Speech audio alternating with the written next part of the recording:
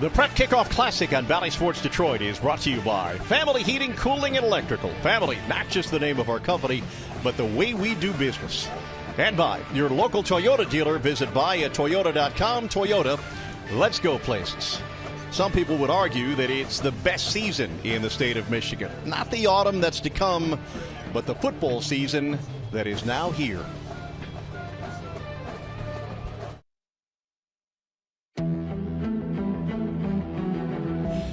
For the rest of their lives, what happens today into tonight will stay with them for the rest of their lives. And it's not just them, it's those related to them, and those who follow them, and those who go to school with them. It's not just another game, it's the first game. And it's filled with this combination of hope and swagger because of all of the work that's been put in place already. The start of a high school football season in Michigan is always special. Everything counts now. And in every corner of the state, the memories created from every game won by those who play in them will stay with these kids for the rest of their lives.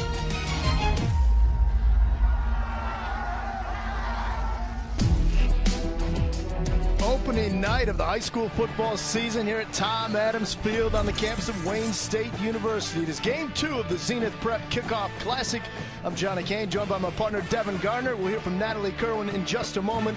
And you just heard the sultry tones of John Keating as he helps set the stage for what's going to be a fabulous prep football season. The weather here, 80 degrees.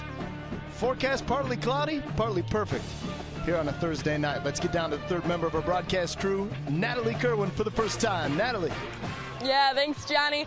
West Bloomfield is loaded with talent on both sides of the ball, but I want to take a moment to focus on the defense. Let me introduce you to linebacker Kari Jackson. He was a freshman on West Bloomfield's state title team just a few years ago, but decided to transfer to IMG Academy in Bradenton, Florida. He was appealed by the idea of playing a national schedule, and it was always a goal and a dream for him to just go down there and experience that level of talent. Well, let me tell you, he's back here today donning the green and white. He just got back in July, quite frankly, because he was a little homesick.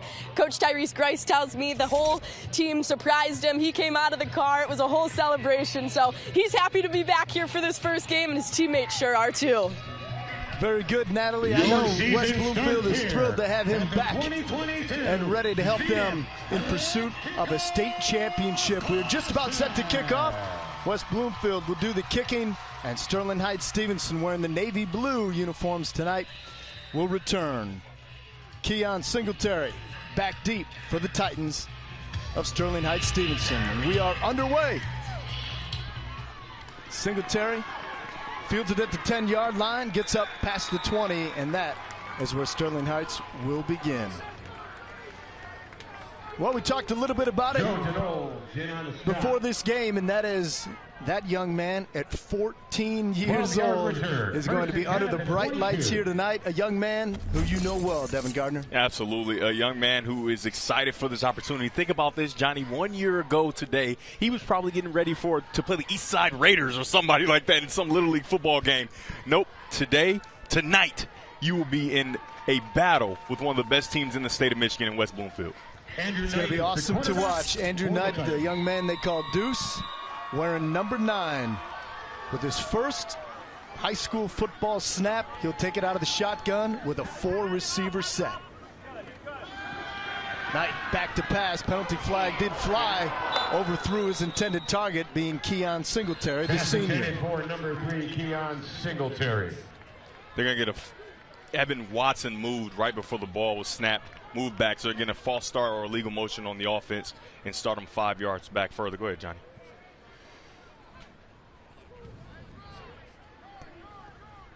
Penalty marker on the play.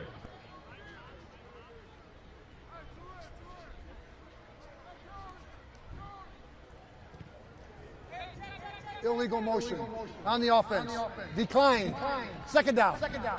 So West Bloomfield will take the incomplete pass and make it second and 10. Let's take a look at the offensive starters for Stevenson.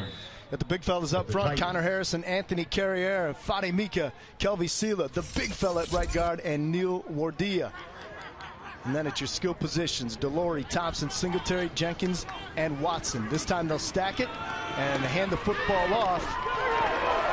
And a nice chunk yardage there on second long. The running back, Alex Delory, moves it past the 25-yard line up to the 27.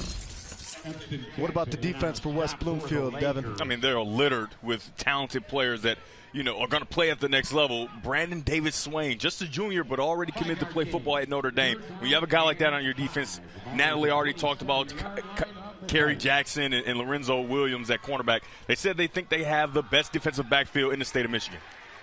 Yeah, and they're going to put that on display here tonight. Alex Delory gets a second carry on 3rd and long and doesn't pick up any yardage at all, so that's going to bring up 4th down. And it'll be a punting situation for Stevenson. So West Bloomfield defense, you talked about it. They do pride themselves on a very strong secondary, but all across the board I thought was interesting. We're talking with Coach Grice a little bit earlier in the week. Coach Tyrese Grice said that the year that they made it to state, they had 7 shutouts that season. He says this year, I think we're going to eclipse that mark. I mean, that's tough, right? Claim. You had a team that win and won the state championship, only one blemish on the record.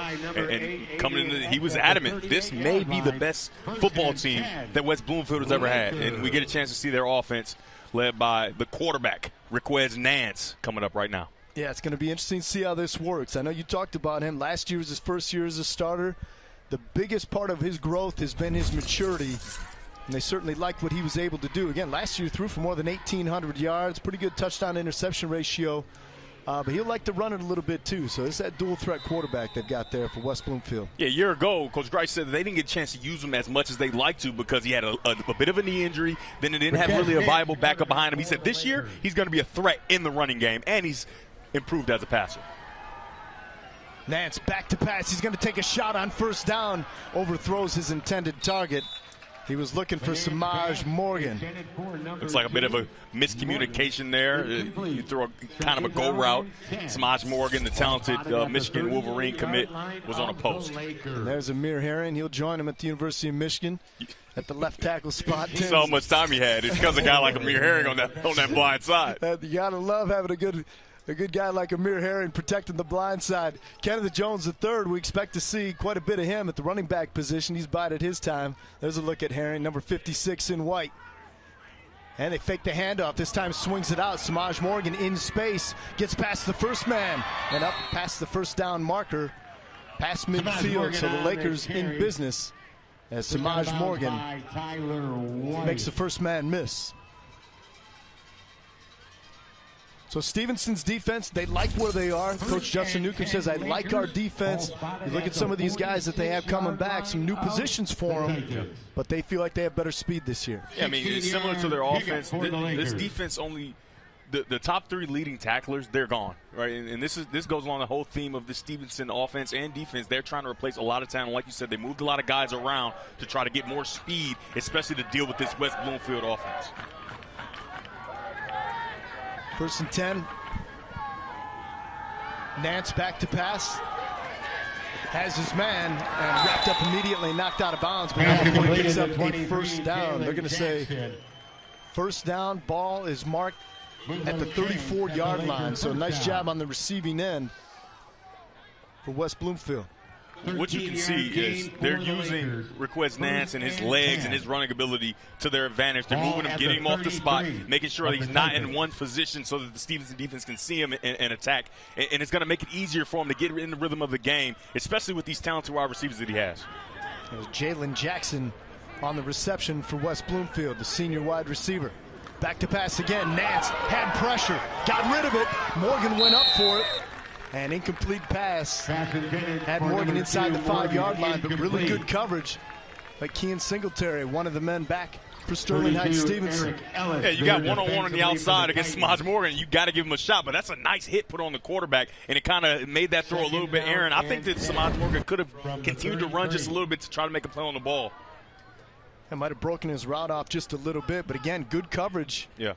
That's the one thing, this Stevenson defense, they don't have a whole bunch of talent coming back from last year, but they do have talent, and they're going to get up in the face of these West Bloomfield wide receivers, and they're going to force Riquez Nance to be perfect. Nance out of the shotgun, fakes the handoff again, this time rolling to his left. Nance maintains the football, picks up about 8 yards on 2nd and long. That'll bring up 3rd and 2. So again, you hit on it. Nance, last year dealing with that knee injury, didn't get an opportunity to run as much as he will this year. Yeah, I mean, you can see that's just a naked bootleg from shotgun. You're going to give a fake in the inside zone, get on the outside. And a guy that can run, there's no need to throw the ball down the field into coverage. You can continue to run, especially when that soft edge. Let's see if Stevenson's defense can do a better job of securing the edge and making sure that he can't do that, because when you're a smaller quarterback, it makes it increasingly difficult to see when they secure that edge. This time, fakes the handoff. Nance keeps it himself. This time around the left side. Cuts back inside the 10-yard line to be taken down at about the 8-yard line. So again, Requez Nance faking the handoff to Kenneth Jones, keeps it himself, picks up another 1st down. You're going to see here, Amir Hanger's going to do a good job of blocking and kicking this guy out, and it's going to open up a huge lane. I love what they're doing in the read option game. They don't isolate the defensive end. They isolate the inside defensive tackle, right? And so those defensive tackles aren't used to making plays in the read option game, and it makes it increasingly difficult. That's a very nice job by West Bloomfield's offensive coordinator. Because Nance, this time hands the football up. Kenneth Jones III gets swallowed up by the Sterling Heights Stevenson defense. Caden Bowger, one of the first men in on him.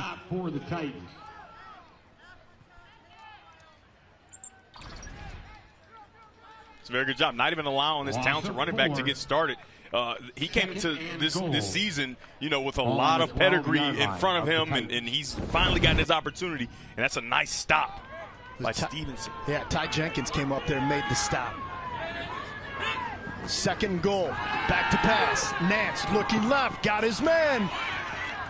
And again, Jalen Jackson on the receiving end inside the 5-yard line. So some early work from Jalen Jackson with a senior wideout. Well, you can see West Bloomfield is doing. They're getting Requez Nance a lot of easy throws. As much as he's a junior football player, he's only been in this system for 2 years, and this will be his 2nd. And they're going to make sure that they get some easy throws for him that he knows he can complete, especially at the onset, and that's what they're doing. And the wheel route is one of the easier throws in football, especially when it's open. But I'm very surprised at the tackling of Stevenson. They're really getting these guys to the ground. There aren't a bunch of missed tackles here early in the season. Big play here, 3rd and goal. Give it to the motion man on the near side, but again, Stevenson right there to wrap him up. Nowhere to go. And Cardez. And on the stop for the Titans. Cardez got in there. Remember we talked about setting the edge, talk about Bollinger doing a good job of fighting and then allowing the other linebackers to wrap around and come and make the play. But it starts at the point of attack. When the defensive end can be strong at the point of attack, it frees up the linebacker to come around and make the play. Jaden Cardez, the first one in there. Also number 20 in blue, Lucas Timbuck. So now 4th and goal. They've lost 2 yards on the play. West Bloomfield looking to the sideline to get the call in. Requez Nance has his senior running back, Kenneth Jones, lined up right next to him. Nance back to pass. They're going to blow this play dead. It's like West Bloomfield going to take a delay of game penalty. So the ball was at the 7. They're going to back this up. We'll see if they decide to kick it here. Over the years, West Bloomfield has always had a lot of trust in their kickers. I don't know if they trust them as much now, or do they trust more in their offense? They talk glowingly about how explosive their offense is going to be, and to me, this kind of works a little bit in West Bloomfield's favor because they want to kind of get this ball in the air. It's a little too far for a run play even before the penalty, and when you have Samaj Morgan, you can get him on a double move, especially if they have him in one-on-one coverage, which it looks like they're going to do. This safety is going to need to get over the top if they are going to stop Samaj Morgan one-on-one. That's what he does. Snap. Nance picks it up, tries to make something happen into the end zone, and almost came down with it was Samaj Morgan, but knocked away by Keon Singletary. Big play, big defensive stand by Sterling Heights Stevenson on 4th and goal. So they needed to help out with some Osborne. You see safety number 4 is going to get over there, but the bobble snap makes this play a disaster. Requez Nance tries to throw it up and give it a chance, and the play's almost made. by Samaj Morgan, but when you start to play off of the bobble snap, that makes it very difficult to make the play. Samaj Morgan almost makes the play, but how about the play by Singletary continuing to finish and get that ball out? Because, you know, DBs, I see it all the time, and as a former, sometimes receiver, you get the DB and you catch the ball and then they get it out late. It's like, I won the rep, but you just didn't win the rep. If you don't finish the play and make the catch isn't made. Great job by Singletary making that play on that talented wide receiver. But Keon Singletary brings that toughness to that nickel position, but the other part about it is, remember, he's a receiver too, so he went up, tried to high point that ball as best he could. Nearly came down with the interception. So Sterling Heights Stevenson now with the football for the second time this evening. There's the freshman quarterback heading up to the line, barking out the signals. Knight hands it off. Delory got popped right over the middle. Holy cow. That's a big stuff right up in the middle by Montel Johnson. With the stop, Montel Johnson. I mean, this is insane. You get through this whole clean and then boom! Look out. Somebody find that kid's mouthpiece. You can hear the crowd. Ooh.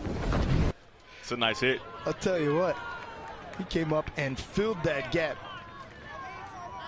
So good run support there. Did pick up some positive yards. That's taken down at 7. Second, we'll call it 7. On the 15-yard line of the Lakers. How about this? 5 receivers set for the freshman quarterback. Now they bring a motion man. Fakes it that way. Here he comes. Knight. And he gets popped. Look out. Back-to-back. Big hits for number 16 in white. Quarterback keeper. Is that Kamani Wellens? With the big hit for the Lakers. Kamani Wellens smells blood! I'm telling you what, Kamani Wellens not listed on the depth chart. We first thought it was Montel Johnson. He's confusing us, Johnny. He has 18 on his helmet, 16 on his jersey. I think that's got to be – no, that's Montel Johnson. That's the right helmet because I know talking with Coach Grice, he said by the end of this year, I'm telling you, this young man, this linebacker, he said he's going to be the real deal. We don't need to wait till the end of the year. We can see the end of this drive, Coach. Yeah, he can't confuse us with plays like that. Johnson. So 16 on the uniform, 18 on the helmet. We're going with the 18 on the helmet. And number 1 in the hearts of the West Bloomfield fans on defense, apparently. There you go. I tell you, I was thumbing through here. I got a little confused for a second. This Coach Justin Newcomb with Sterling Heights Stevenson. They're going to call timeout here, discuss some things. A 3rd and long coming up. So let's take a look at this man. You can't fool us up here in the booth. Now you see me. Look at this. Hello, my name's Montel Johnson. Introduce himself to the young quarterback and then to the running back of Stevenson. Look out, West Bloomfield.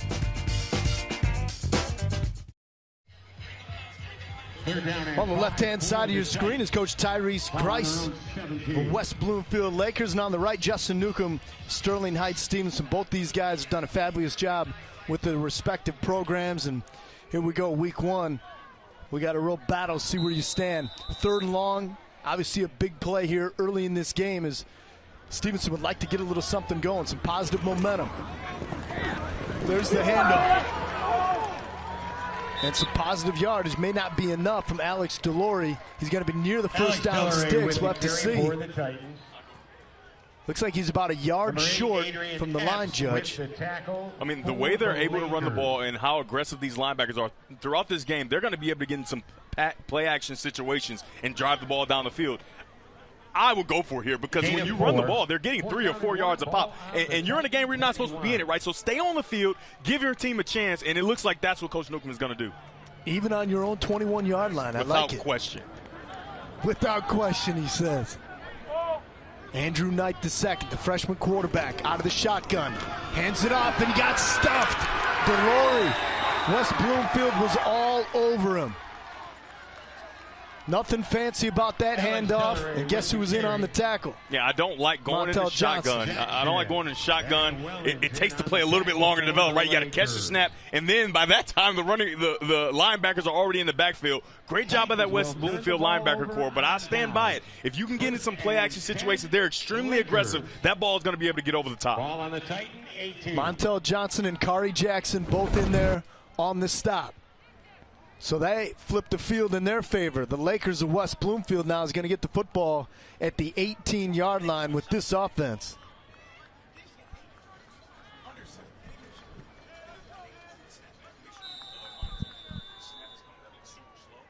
Here comes Raquez Nance and the Lakers offense. Again, stuffed on 4 downs. Last time they possessed the football, had it inside the 10-yard line with goal to go, but credit the Stevenson defense for rising up. Can they do it again? Huge here inside 5 minutes to go in the first quarter. Huge change of momentum out. The shot has to be taken. Nance was looking for Samaj Morgan, his favorite target, but the ball sailed on it.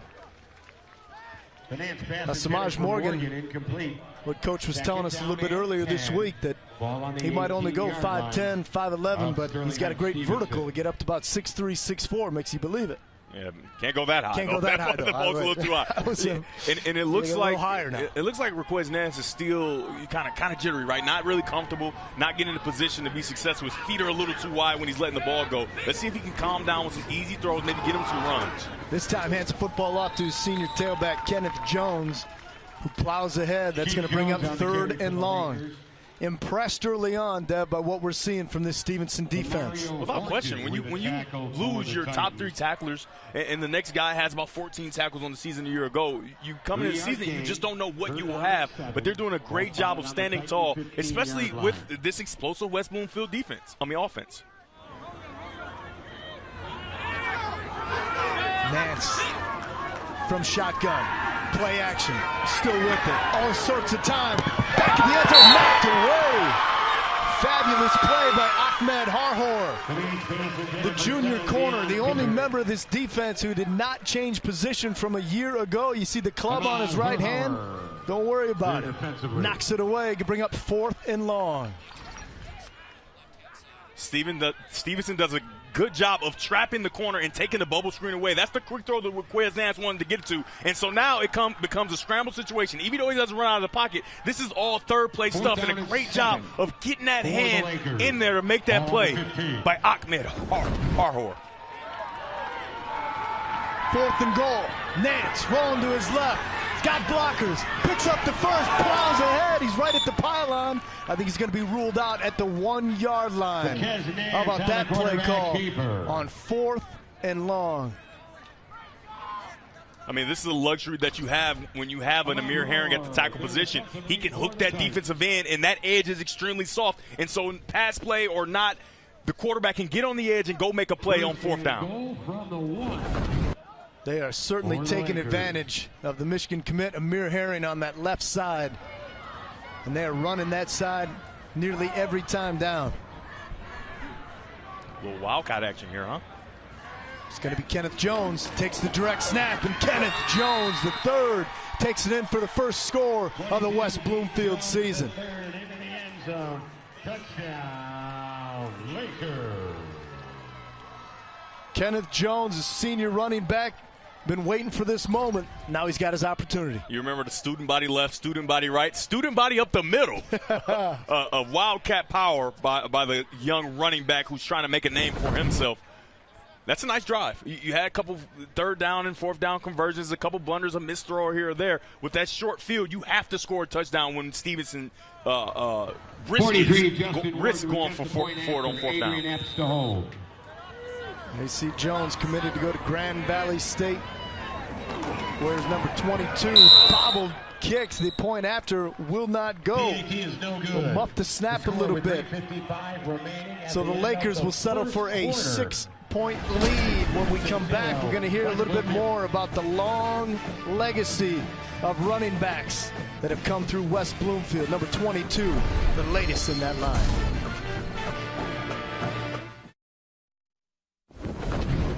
Just having the rich, running back tradition that we have here with Donovan Edwards, Dylan Tatum, and now Kenneth Jones.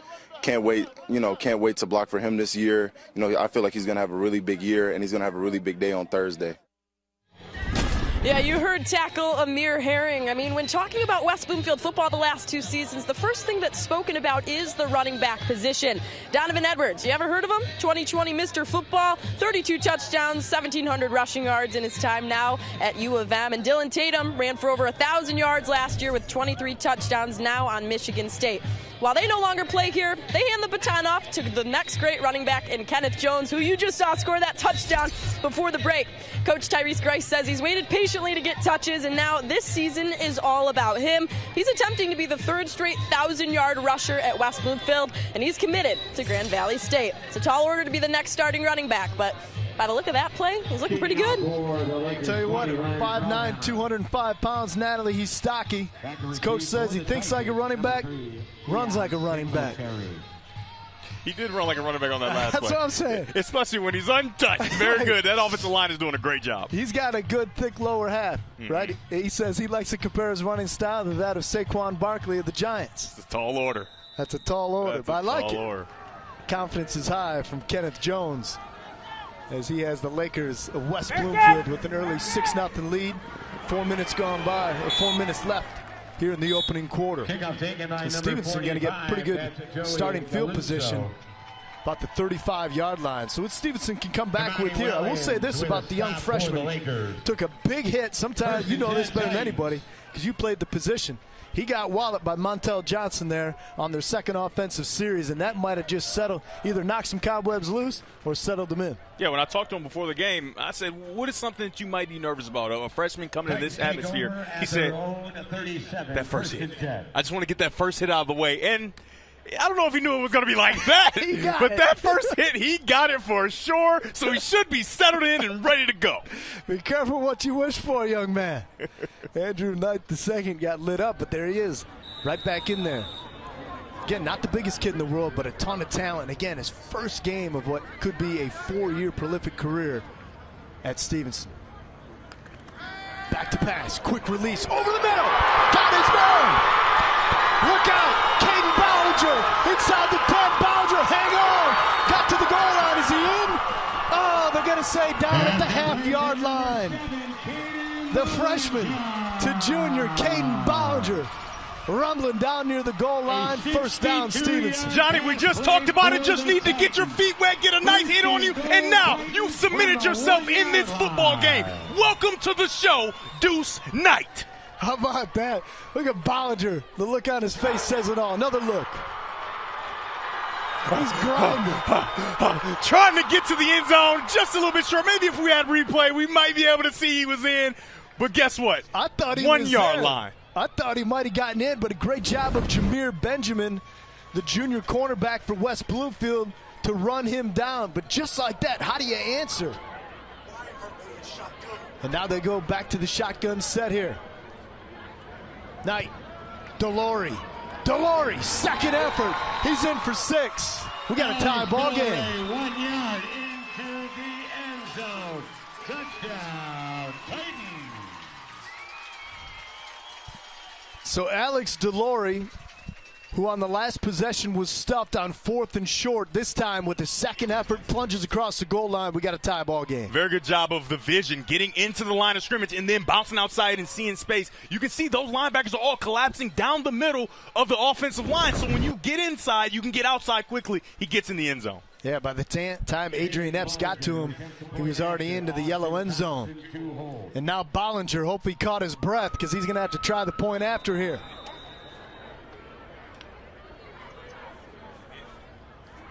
Snap, good hold, good kick.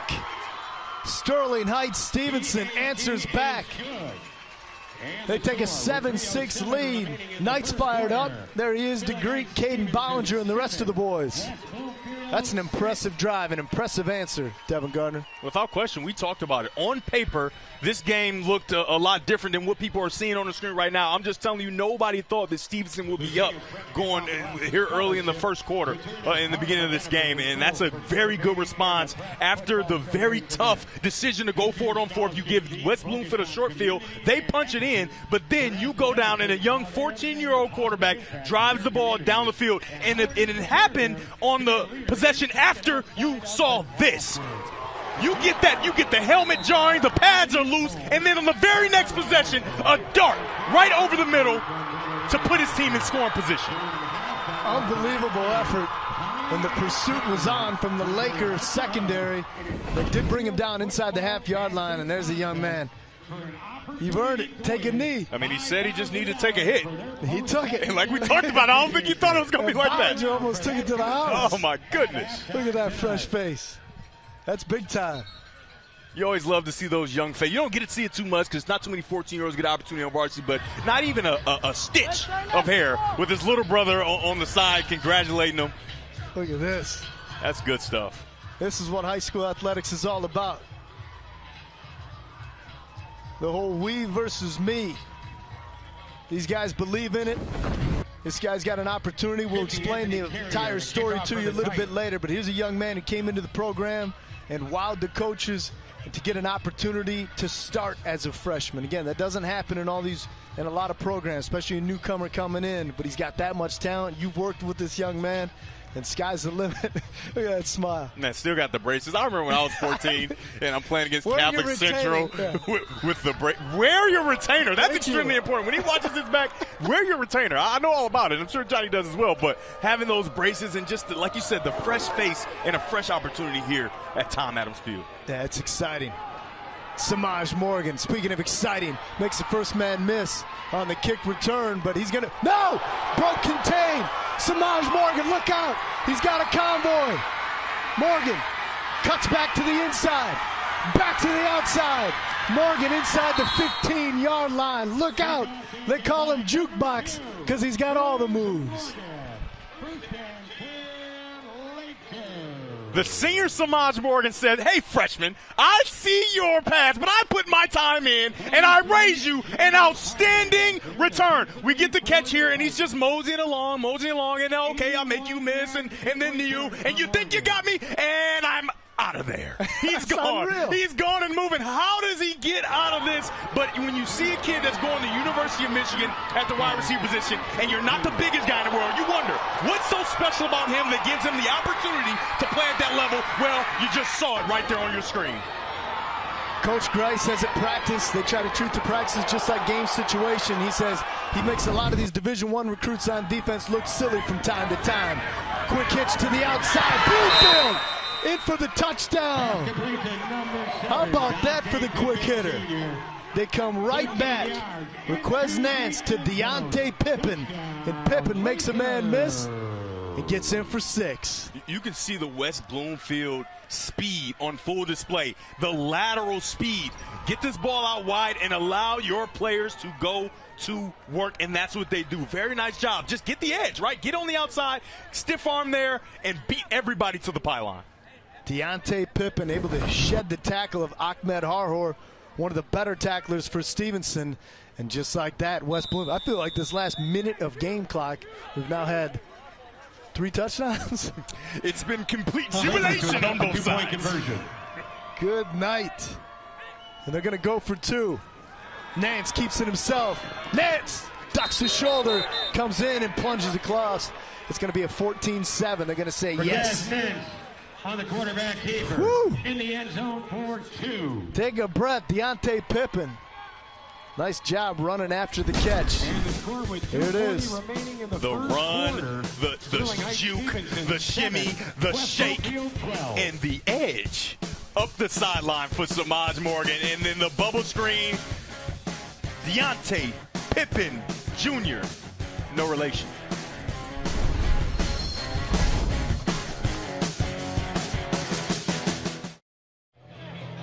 Yeah, welcome back to Tom Adams Field. As you can see, Andrew Knight II making his freshman debut on varsity today for Stevenson. But I want to touch on the guy that was supposed to have the quarterback position this year in Austin Thompson. Now, January, February, and March, he was told he was going to be the guy. He's been the backup quarterback at Stevenson. But as soon as Coach Justin Newcomb discovered Andrew Knight, he was told that he would be getting the starting position and Austin Thompson would not. Now, Austin handled it with grace, and Coach Newcomb has said he's handled it better than any kid I've seen. Never complained, changed positions, and handled it, honestly, with grace. Now, recently Stevenson named their captains for this year. and Coach Newcomb did not name Austin Thompson as one. Well, he was driving home that night after picking captains, decided that, you know what, the way Austin's handled himself, he deserves to be a captain and more. Now, he went back to the team just last week and said, you know what, you guys, I made a mistake. I did not name Austin Thompson as a captain, and that is on me. He went in front of the entire team during a film session and said, this needs to be one of our guys. This is how we should all handle it with class. And Coach Newcomb said, you know what, you can't be afraid to be vulnerable in front of your guys. So you have a guy like Austin Thompson taking on a new position this year, and a guy like Andrew Knight stepping up. Yeah, I mean, that's a great story. And they competed in camp, and eventually Andrew Knight was named the starter. And you have to realize, Johnny, as this return gets going and the ball comes out,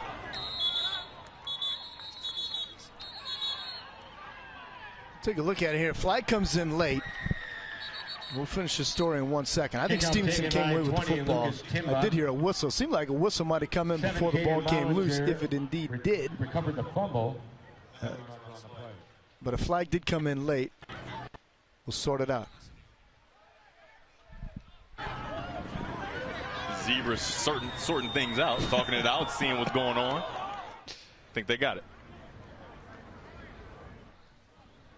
As Bob checked the referee. Dead ball. Personal foul. On the defense. 15-yard penalty. First down. So Stevenson gets the football, and they'll add 15 yards to it. Yeah, you go from fumble, and then you go to a 15-yard penalty and a very good starting field position. But back to Austin Thompson, who, you play Little League football in Sterling Heights, right? And then you play freshman, you play JV as a sophomore, and then as your junior, you're the backup quarterback to a very talented football team. And then you go and Coach Newcomb talked about how he went to camps. He did everything they needed to do in preparation to finally live his dream as the quarterback at Sterling Heights Stevenson. And then you find this young kid who's extremely talented. They battle it out. Deuce wins the quarterback job, but he has been nothing but a help to Andrew Knight. He's seen a lot of football, and it's been great for this program. It really is remarkable. As Knight back to pass, finds his underneath the receiver and picks up an easy completion.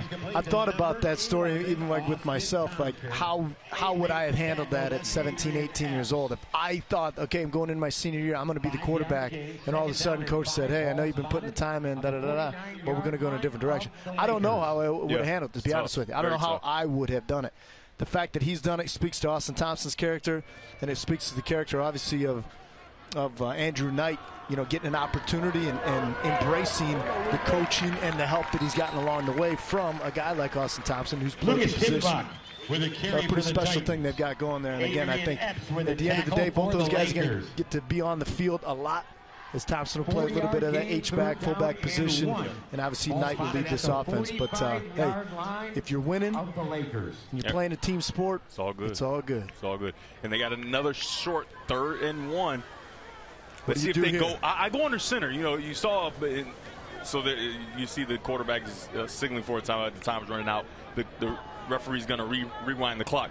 I don't love going from gun, right, because the snaps just haven't been great. They haven't been getting back fast, and the play develops a little slowly. But you can see this is a Wildcat formation. They're going Wildcat. DeLory to Knight to Singletary, and that was swallowed up in the backfield.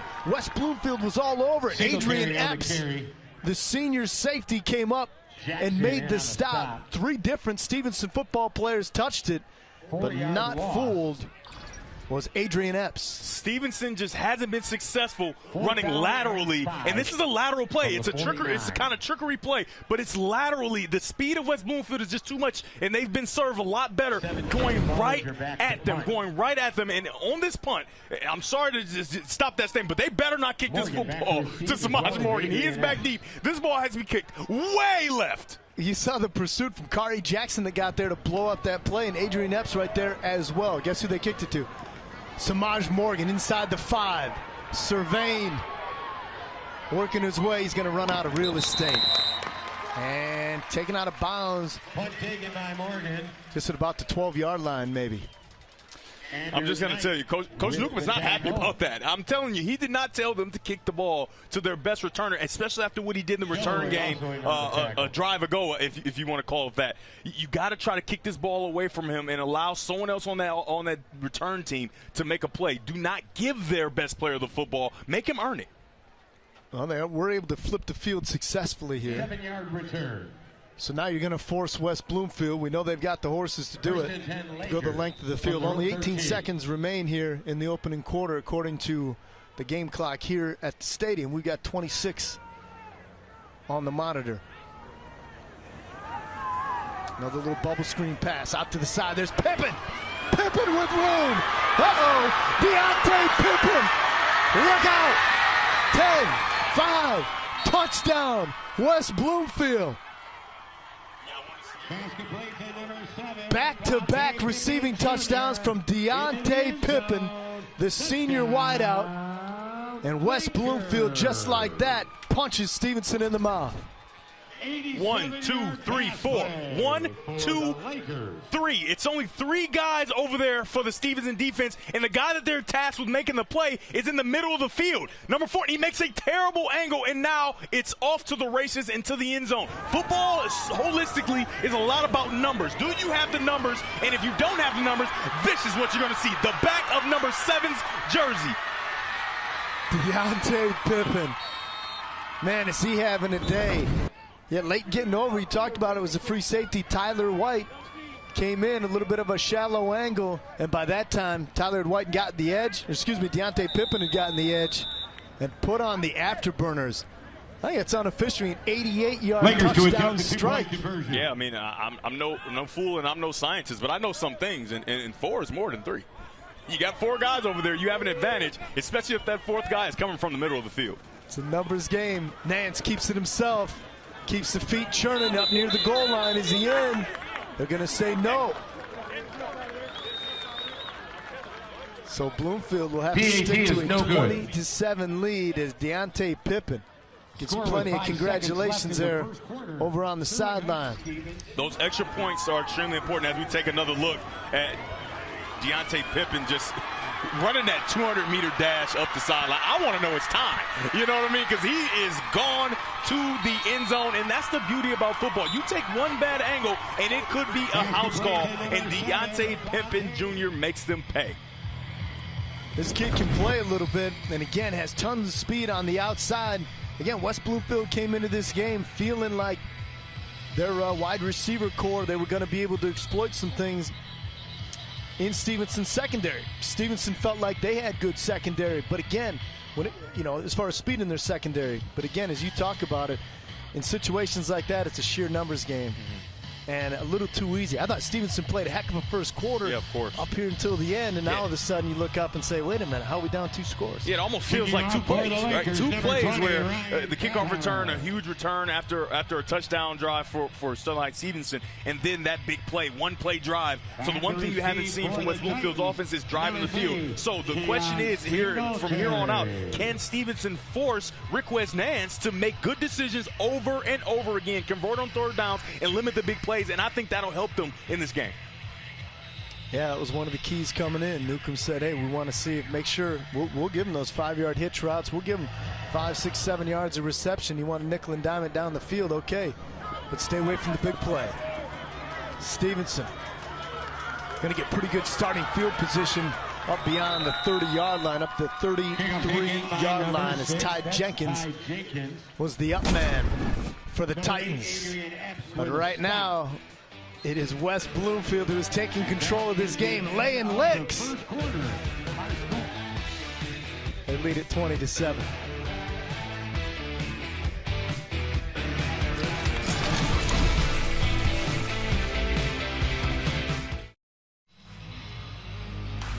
Last season, the Titans of Sterling Heights lost the opener to Rockford, then won 10 of their next 11 games. They thought they had something special. They faced up against Belleville in the state semifinals, and that's where the season came to an end. But a heck of a run for Stevenson from last year. They found themselves up early in that game, and just before half, that play you just saw flipped everything for the Titans. Belleville, of course, were going to do some special things. As for West Bloomfield, also had a heck of a run until they faced up against Rochester Adams, and they lost by a single digit in the regional final last year there. Yeah, just an extra point. And so when you look at the score here today, The score is 20-7 right now, and because of an extra point, it looms very important because, like we just saw, that's how they lost a season ago and didn't get a chance to move on and go to the state championship. And this team has state championship aspirations, so those extra points, they're going to have to figure that thing out. And Stevenson is hoping that, hey, they can keep this game close, get their extra points, and then they can come out and sneak away with a victory. Back to pass. Knight bottled up.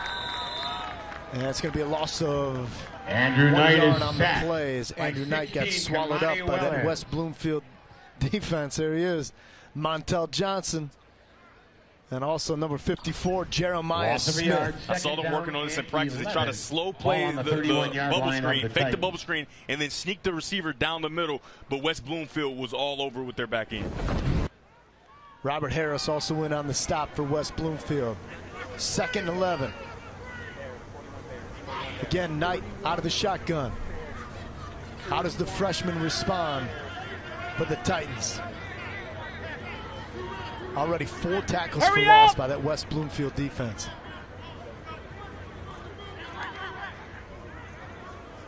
Two receivers out wide. Fakes it to Delory. Now rolling to his right. He can throw it on the run. This time he just has to throw it out of bounds. Man, he was looking for was Austin Thompson, but he was covered up. That's going to bring up 3rd and long. Penalty marker on the play. You love to see a young quarterback. You can see the play before. They had a kind of a trick play where you want to fake the bubble and sneak a guy down. It's not there, doesn't force it. And then you get him on the edge. He sees that there's nobody open downfield. This back end is talented, and he throws the ball away. That's the immaturity that you want to see from your freshman quarterback here early in his career. Illegal man downfield on the offense. Decline. 3rd down. So there was a whistle on the play. A legal man downfield by Stevenson. 11. West Bloomfield says will decline and bring up 3rd and long. As much as you want to drop your quarterback back, they've had some 3rd and longs where I know they want to drop them back, but the one thing you have to think about, can they block up front? Can they hold long enough for Andrew Knight to drop back and survey the field and get the ball out of his hands? That's the question. So I'm not sure what the call will be here, but they have to be stout up front to give them a chance if they're going to pass the ball. Got to win it in the trenches. That's what head coach Justin Newcomb said. That's their only chance, is to win in the trenches up front. This time to pass. Knight underneath. Got his man up near the 1st down marker, and I believe he got it. Lucas Andrew Timbuck. Knight's pass complete to number 20, Lucas Timbuck. That will be a 1st down for Stevenson. Another quick hitter. Very well-designed play, and to avoid having to protect for a long time, get a nice drop and get the ball up quick. Nice velocity on the ball to get the ball on the outside shoulder. It's so important, the accuracy of the throw, because if that ball is just a bit behind him, the speed of the West Bloomfield defense can catch up and stop him before he gets to the 1st down, and then they're faced with another opportunity to try to go for it. On 4th, maybe not get it, and set up a short field for West Bloomfield. That's a very good job of the poise from the freshman quarterback and for Coach Newcomb to get him a play that he knows he can complete to further this drive. Fresh set of downs for the Titans. This time, handoff to Delory. Got a running room. Past midfield. Delory lowers his shoulder inside the 35-yard line and brought down at the 33. So a nice drive being put together by Sterling Heights Stevenson. Absent Rowe with a tackle for the Minute and a half gone by. 75 and 78. Watch him clear out this outside and allow the running back to get on the edge, just covering up those linebackers. I mean, when you're the size of a man that's 6'8", 358 pounds, and he lost a lot of weight, you can cover up a high school linebacker fairly easily and allow those running backs to sift through. The story of this kid, Sela, is extremely important because he was 400 pounds. 400-pound man, and over the summer he worked his butt off, and he's very fleet of foot, but he had to lose some weight, still losing. Talented player. He has a bright future. Kelvin Sela, number 78 in blue, this time trying to open up a hole for his tailback. And not much doing for Alston. Alston with a carry. So there's Kelvin Sela. You talked about it. Went down to a visit at the University of Toledo, teetering on 4 bills. And the coaching staff here at Stevenson said, look, young man, we want you to be able to play both ways. If we need you, we think we can get you down there, get your durability and your stamina if you can operate somewhere around 360. If you make weight, we'll buy you dinner. All right now. Now, I don't know if it was plant-based or what, but it seemed a little counterintuitive if you tell them to drop weight and then we're going to buy you dinner. A little bit. Maybe he's just trying to confuse the kid. Look at that man. But that's a big man. Even if you don't make contact, you can cover guys up and create lanes for your running back. Second long. Fake the pass and overthrew his intended target. He was looking for Timbuk, but Knight's pass was incomplete. So that's going to bring up 3rd and 8. Another 3rd down. Can the young quarterback and this young, very young, we haven't even talked about it a whole bunch, but this offense only returned 0 yards as rushers, right? Not one guy on this offense before this game had rushing yards, and they only returned 5 receptions. Think about that, Johnny. You got 5 receptions returning, 0 carries, 0 yards, and this team is in a fight with one of the best teams in the state.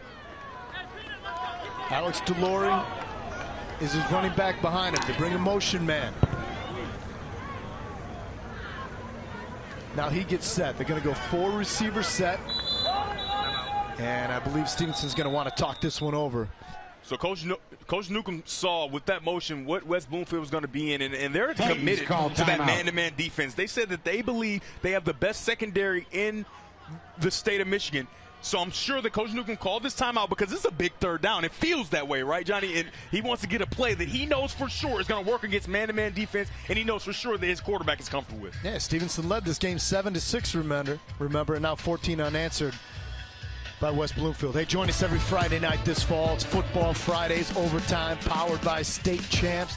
Beginning on September 2nd, we'll take you around Metro Detroit and the state of Michigan for the best highlights and reaction of the night. The show begins immediately following our coverage of our Game of the Week. You can watch it on Bally Sports Detroit and stream it on the Bally Sports app. That's going to be a lot of fun. Absolutely. Hour long. Scores, highlights, reaction, upsets. Look how far we've come, Johnny. Seriously. Remember Football Fridays, right? You know, Football Fridays were so fun, and it was because of the pandemic, and we needed something to put on television, and now it's a staple for a lot of families and a lot of football teams on Friday night. This is absolutely amazing. Love what it's turned into, thanks to old Johnny Kane. And the rest of us, obviously, but mostly Johnny Kane. Well, and I tell you, it worked out today great because obviously the Kickoff Classic being on a Thursday, even though it's Football Fridays, but Thursday, Tigers not playing tonight, and a chance to showcase a lot of good programs like Brother Rice, Macomb Dakota, Stevenson, and West Bloomfield. So you said it, big play here, big 3rd down. Sometimes that gets overused, but this is a big play for this offense as they try to get something going, but out of the timeout, the play is blown dead. You hate to see that. It's going to go against Sterling Heights Stevenson. Dead ball. Offside. On the offense, 5-yard penalty, 3rd down. So that hurts. I think he means probably a false start. Is he lined up? Unless he lined up offside. Might have been the receiver. I think it was the receiver on the near side. From the 36-yard line. Might have lined up across the line of scrimmage. Usually want to look at the side judge, say, am I good? Or line judge, rather. Expect some combination up here. Some combination up here where they try to create a pick situation to set up this man defense. Yeah, trips up top. Oh, had his man Austin Thompson, but couldn't make the connection.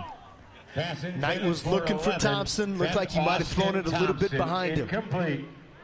Thompson, the backup quarterback, he does a great job. That's a well-designed play. Just like I said, it's going to be a pick situation. He goes in, tries to go out. He gets grabbed. He gets grabbed a bit. If you can see it over to the left of your screen, he gets grabbed a bit. He's held up, and then the ball's a bit outside. And that's the beauty of football. It's the game of inches, right? One little pull here or one little slow down here, and you will be off target, and you'll be punted. Caden Bollinger. Yeah, I misspoke, said he threw behind him. And in fact, he led him right on, but he just wasn't able to catch up to the pass because he got tugged a little bit. So Stevenson's going to have to punt the football, and this is going to be a nice punt. Right at the 10-yard line is where West Bloomfield will take over. Fair catch made at the 10-yard line by number 8, to field it cleanly. 1st and 10 Lakers. Inside 9 minutes to play in the second quarter. West Bloomfield has rattled off 14 unanswered points to lead it 20-7. And there's the freshman we've been talking a lot about, Andrew Knight II. First ever high school football contest at 14 years young. Looks to be settled in a little bit. First and 10 Lakers from their own 10-yard line. Again, it's going to come down to that offensive front. We talk about Kelvy Sela and the rest of those big boys for Stevenson to give him enough time to make his reads so Stevenson can continue to counterpunch with this potent West Bloomfield offense. On the other side, Nance, plenty of time, wants to take a shot, going deep, overthrows his intended target. Looking for Dante Pippen, who's been busy tonight. Dante Pippen Jr. That'll bring up 2nd and long. Remember, we talked about the thing that will help Stevenson in this game. Can they force Nance to be on time, be on target, and drive the ball down the field? And it looks like he's trying to get to the big play because he's so talented as a runner. And you see it from all the quarterbacks. It's Kyler Murray in particular. That's all the smaller guys that wear number 1. You can bet their favorite quarterback is Kyler Murray. And you see him run around, make plays. And so you see a lot of that in high school football. But can you make those off-schedule plays? Because if you don't, it's almost a wasted down. Marquez Nance been stepping into the pocket a little bit more than what we saw last year. Last year, he used to hear footsteps and he'd step up in the pocket, try to move with his feet. This year, doing a better job of standing in. This time, you see Samaj Morgan yet again, so dangerous with the ball in his hands. Able to move around and pick up a first down when initially the play looked dead. Bollinger in on the stop for Stevenson. This is how you get your quarterback going. You give him a quick hitch to throw to one of the best football players in not only the state, in America. He does a great job of catching the ball, getting inside, dipping outside, and making a play and picking up a first down. The reason you can't match heads to your top of your screen, you can't match heads here because Samaj Morgan is down at the bottom of the screen one-on-one. There's good pressure coming from the interior of that defensive front by Stevenson. First time really, at least this quarter, they've been able to get pressure on the inside. Yeah, so we saw the long touchdown by Dante Pippen Jr., and I'm saying, why don't they match heads? Well, the reason is you have Samaj Morgan on the backside, and if you leave you pull the safety all the way over to that 4 receiver side, you leave the best football player on the football field alone, one-on-one with one of your defenders, and that's just not conducive to success. So you got to do a better job at the point of attack on those bubble screens because you cannot just remove your safety from the middle and take him to the other side of the field. Right now, he's in the middle of the field, and I don't like it. I don't like that you leave this man one-on-one with a high school cornerback. Nance is going to keep it himself. Little play action. Keon Singletary in there to make the stop at the line of scrimmage. Quarterback keeper tripped up by number 3. That's Keon. We haven't gotten a chance to call Keon Singletary's name a whole bunch on the offensive end because he's a talented offensive player. But on the defensive end, he allows for Stevenson to kind of match with the speed of West Bloomfield because laterally he's about just as fast as all their football players. Line of the Lakers. Singletary brings that intensity. Brings the toughness. He can hit you. He can also run with you in the slot. That time able to get up, get pursuit, and bring down the ball carrier Nance at the line of scrimmage. 3rd and long. 4 receivers set. Nance back to pass with time. Reaching back. Going over the middle. Samaj Morgan came down with it. Inside the 40-yard line. High pointing, just like we said. His vertical leaping, one of his best attributes. Give your guy a chance. When that ball is high and your receiver can play the ball, this is what can happen. It's a little underthrown. It's almost a middle of the field back shoulder. Very nice job by Samaj Morgan going up and high pointing this ball. You can tell Request Nance is backpedaling, just waiting for an opportunity to give this guy a chance. You give him a chance and he'll make good on it more times than not. Looked like he was 6'4" by the way he went up and got that pass. That's what you do. Split and double coverage. Heck of a grab by Samaj Morgan. West Bloomfield in business. Taking another chance. Nance. Oh, knocked away right inside the goal line. He was looking for DeAndre Hill and knocked away by Tyler White. That's another one of those, hey, it's a catch until it's not. Very good job of the Stevenson defense. They got to find a way to play this ball a little better because that's almost a catch as well, but the ball's out of there.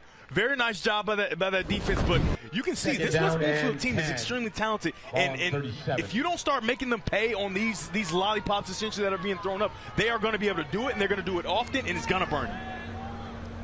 Give your receiver a chance. Nance is doing it. This time Nance with the play fake keeps it himself.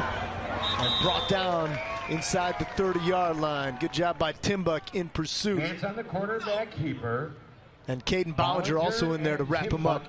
On the stop. The junior defensive end played some linebacker last year. They wanted more speed on the field to help with these spread offenses. So Bollinger moved to the D-end position, and he'll get a blow. 9-yard gain, 3rd and 1. So 3rd and 1. Ball on the 28. Ball's at the 28-yard line. Inside 7 minutes to play here in the second quarter. Bringing in some heavy guys, right? The big number 11 in white.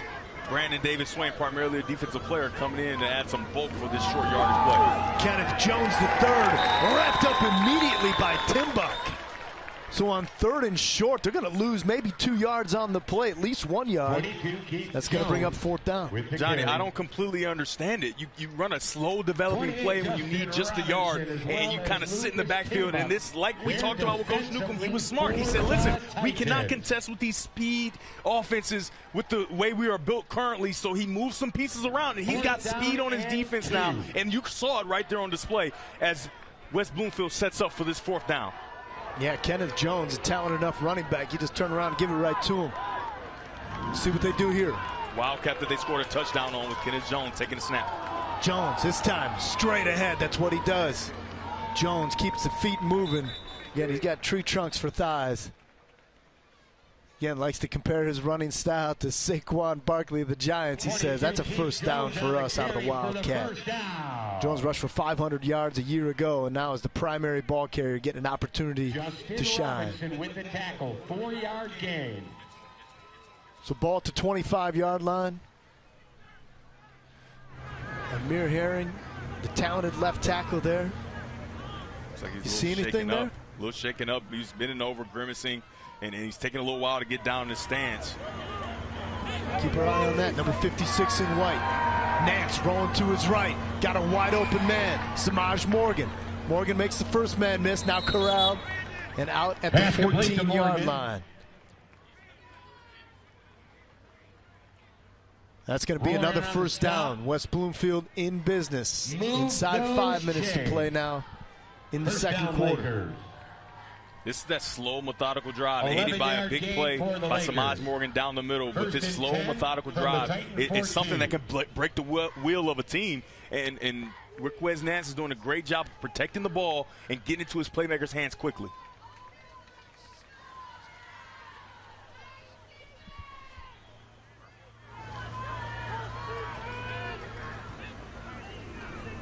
Nance, handoff, Jalen, Jackson.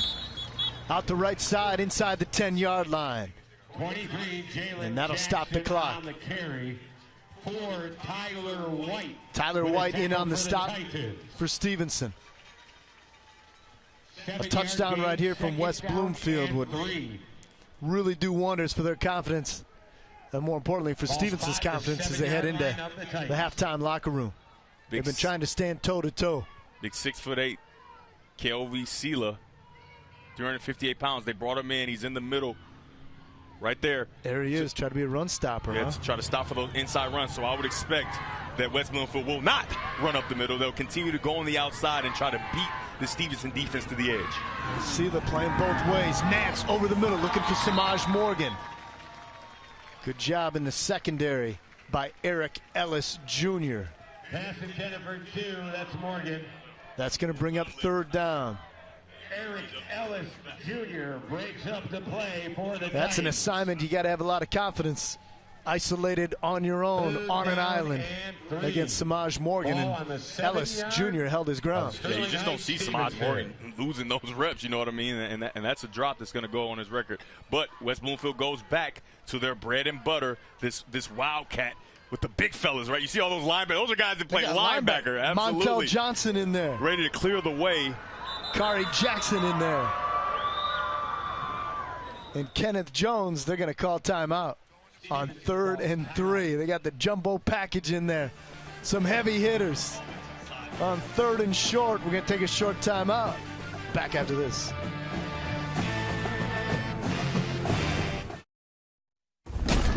Came on board 10 years ago. We was like 2-7 and 1-9 prior to that.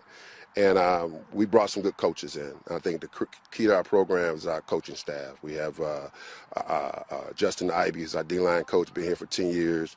Zach Hilbert's been here for 17 years. Most of our coaches been around a long time. So we experience, we know what we got to do. And so I think that's been a key to our success. And when players come back, they come back to the old coaches, and that's a good feeling. Yeah, inherited a program that wasn't known for a lot of winning. There's Thomas Wilcher, one of his mentors in the coaching game, and now West Bloomfield. Part of the deal of this is, he said, hey, we were losing a lot of our talent. We're going elsewhere to play, going to the Brother Rices, going to the Orchard Lake. But he said, what we want to do is build a program and have some continuity, and these kids will know that they'll have an opportunity after the high school days are done to go play at the next level, and that was important. Yeah, and they've done a very good job of that. Here with this Wildcat, you see West Bloomfield comes back out in it. I would put the Kelvy Sela in a 0, which means right over the center. Right, put him right over the center to clog that middle up and force West Bloomfield. Now, if I'm West Bloomfield, I go off tackle. Right? I go off tackle or away from big 78 in blue to make sure that there's not a pile up in the middle and we don't have to get to a 4th down. Wildcat set. Kenneth Jones, the deep back. He's going to follow the lead block of Montel Johnson. Driving his feet up near the goal line. They're going to mark him out, or down, I should say, at the 1-yard line. So it picks up enough to move the sticks. And perhaps Stevenson able to delay the inevitable. Now 1st and goal from the 1-yard line. They're going to keep that same package in. Again, Montel Johnson on the left side, Kari Jackson on the right side, Kenneth Jones the 3rd up the middle. Touchdown, West Bloomfield. 22, Kenneth Jones into the end zone. That's a power approach. Touchdown. Boy, is football simple. Right, football simple. Do it again. Look at all these big fellas in the middle, just clearing out the way. I mean, it's going to be tough to stop this team against any team in a short yardage situation when they get to that Wildcat, when they bring those big linebackers in. So Jones takes it in, and I believe they're going to line up for the point after here. And Justin Ward, the sophomore kicker, gets the tee set up, and they're going to bring in the holders. So a chance to go up 27-7. Again, Stevenson led this game at one point, 7-6, and here comes West Bloomfield, able to answer the bell. Not a great snap, better hold, and a great kick from Justin Ward, 27-7. Kenneth Jones getting him fired up there over on the Lakers sidelines, following the power. And now a message from the Southeast Michigan Force.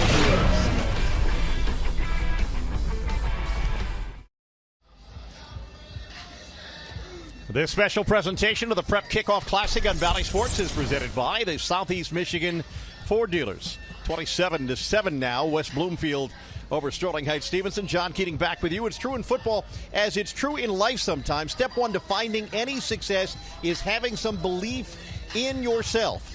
And then comes the process of making it happen.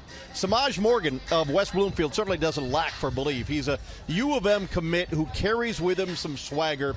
That's always a must-have if you're going to be a wide receiver. And he knows who's out there trying to prevent some of that success. So best secondary in the state? Yeah. You think that's what's going to take you to Ford Field? You think you can make it that far? I know he can make it that far. I don't think nobody in the state can mess with us, you know. Even our coaching staff, we all just like got that one mentality, you know, and we all just a family. So the little jail that we got with each other, you know, we like a family. So we gonna do anything for our brothers, you know, and we just gonna take each other far. It's not just one leader, it's not two leaders, it's the whole team leading each other somewhere. This is what the Lakers have in front of them next week against Harper Woods, but they've circled that game against Rochester Adams, who handed West Bloomfield their only 2 losses last season, including the one that ended it in the state semifinals. That's a game that Samaj can't wait to play, Johnny. You know what I love about Samaj Morgan? Is that his confidence is as high as John Keating's. And that's tough. That's tough to find, especially for a high schooler, John. Don't you think? He's a star. He's a star. You're the star. You're a star, too.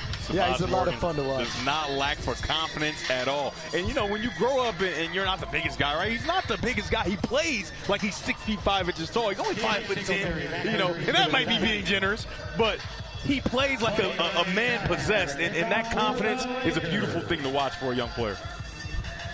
Yeah, really evolving into a good leader. You know, we always talk about sometimes your best players aren't your best leaders, but, you know, once he committed to Michigan, he really kind of shed the whole, you know, these are my goals, this is what I want to do, and he's really come into it. Hey, I want, you know, our team to be able to meet its goals. Keon Singletary back deep for Stevenson. I thought one of the cool things they talked about is they got that attitude where it's I've eaten, but I want everybody else to eat, you know?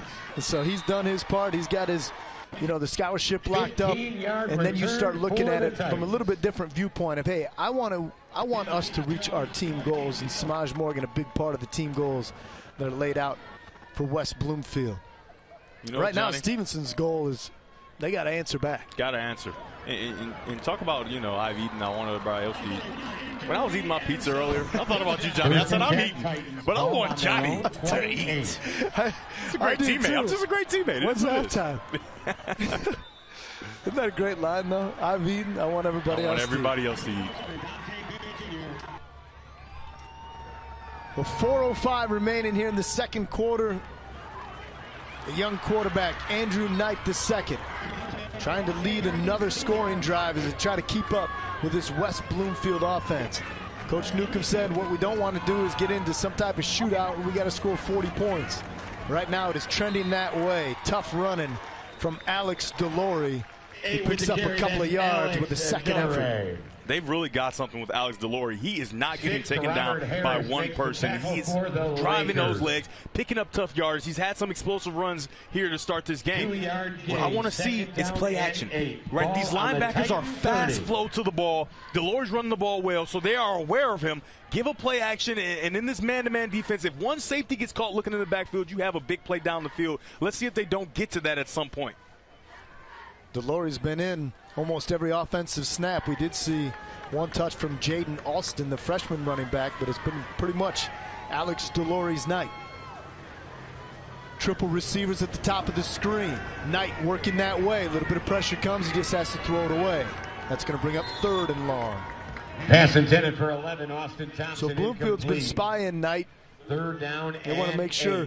What was the other thing we talked to Coach Trice about? He said what he wanted to do when you have a young quarterback like that and you want to test him. Give me the verbatim, please. And I quote, blitz the hell out of him.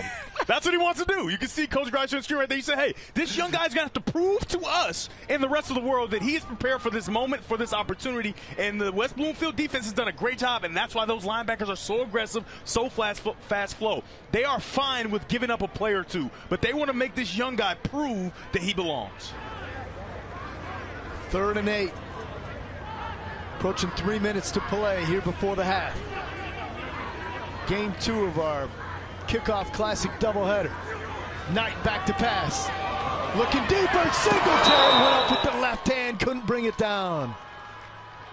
That's his favorite target, Keon Singletary. Had a step on his defender, but unable to haul it in. That's going to bring up 4th down and likely a punting situation. It's a great job anticipating. That ball's out, and Keon Singletary hasn't even broken to his route. That is a heck of a throw fight by a young guy who is taking hits. He's making good decisions. You got to have Singletary, his favorite target, come up with that throw. Very nice anticipation by the young quarterback on a 3rd down.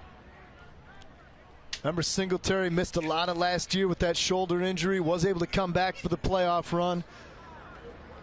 They're trying to develop that rapport, develop a little chemistry between Knight and Singletary here in the early part of the season. Ballinger back to pass, just gets it away. Excuse me, back to kick.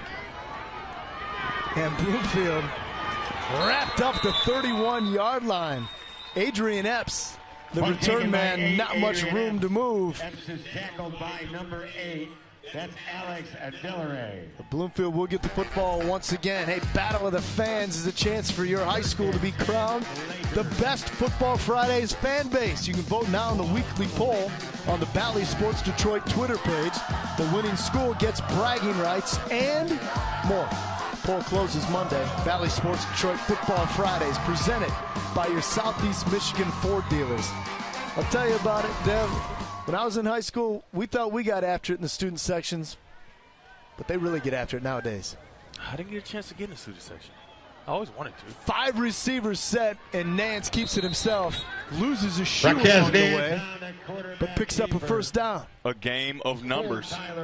You got 6 when you add the quarterback, but you have 5 wide, so there just aren't enough bodies in the middle for Sterling Heights Stevenson. Great call by Coach Grice, making sure that he knows the situation, and I'm sure that there's a bubble screen attached to that, and you're taught as a quarterback, hey, if they match heads on that outside, you take the ball and you run right up the middle. Nice job by Requez Nance picking up the first downs. Thought somebody lost his shoe, but apparently all accounted for. There's that bunch set again at the top, as you were just talking about. They were looking for it. Nance trying to make something out of nothing. Across the middle, has a target wide open at the 45-yard line. And that's a completion, and that is a first down to Trenton Allison, the senior wideout. When the quarterback on a pass play runs around for that long, you usually think, wait, there has to be linemen downfield, but there weren't. Very good job by the West Bloomfield offensive line and knowing what type of quarterback they have that can run around and make plays, and you can't ask a defense to cover for too long. That's almost a 6-second play they have to cover. Somebody's going to come open. Nice job by Requez Nance.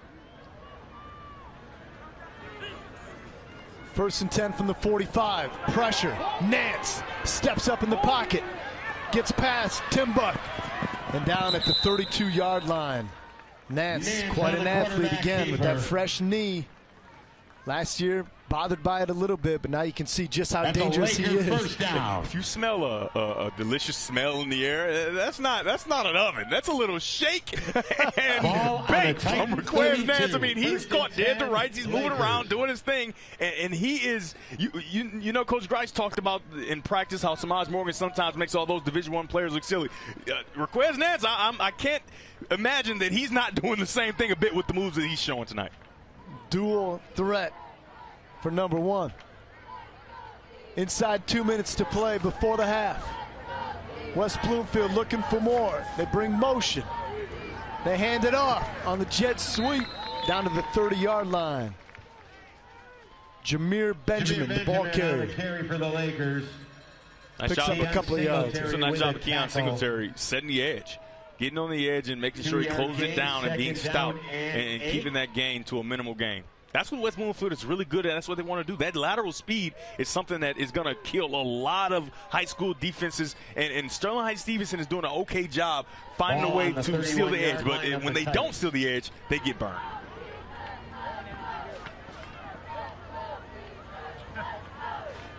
Gain of 2 on the play to bring up 2nd and 8.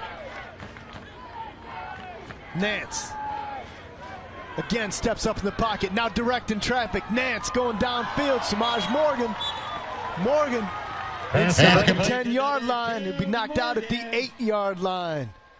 That's another Laker first. Got to have 1 foot in the high school game. And he Samaj Morgan got it in. He definitely did. You know, you got the quarterback dancing, doing his deal. We've talked about that. But how about the full extension and the left foot down inbound? Oh, I don't want to take it here. But it looks like he reached out of bounds and reached that foot back inbound. Oh, man. What a play. What a play. Nance, 5 receivers, but it's a design quarterback run all the way. Nance still with it. Diving forward for the touchdown. What an athlete. Number 1, Requez Nance. End zone. Touchdown, Lakers. Requez Nance is going to need an ice bath, and I call him Bettis because he's looking like the bus. Sweet feet and powering his way into the end zone. Tell you what, almost an embarrassment of riches on offense for this West Bloomfield team. Requez Nance goes 5'9", 185 pounds, and that'll get the student section fired up. Justin Ward to As attempt the Bloomfield point now after. again, Adrian Epps to hold. after falling behind for the first time in this football game at 7-6, and now rattled off what could be 28 unanswered.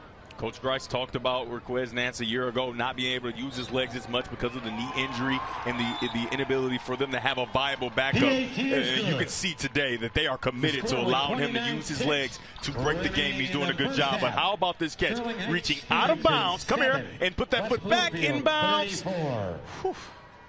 Somewhere Jim Harbaugh is smiling. And then you got the bus. In the end zone. Tough effort.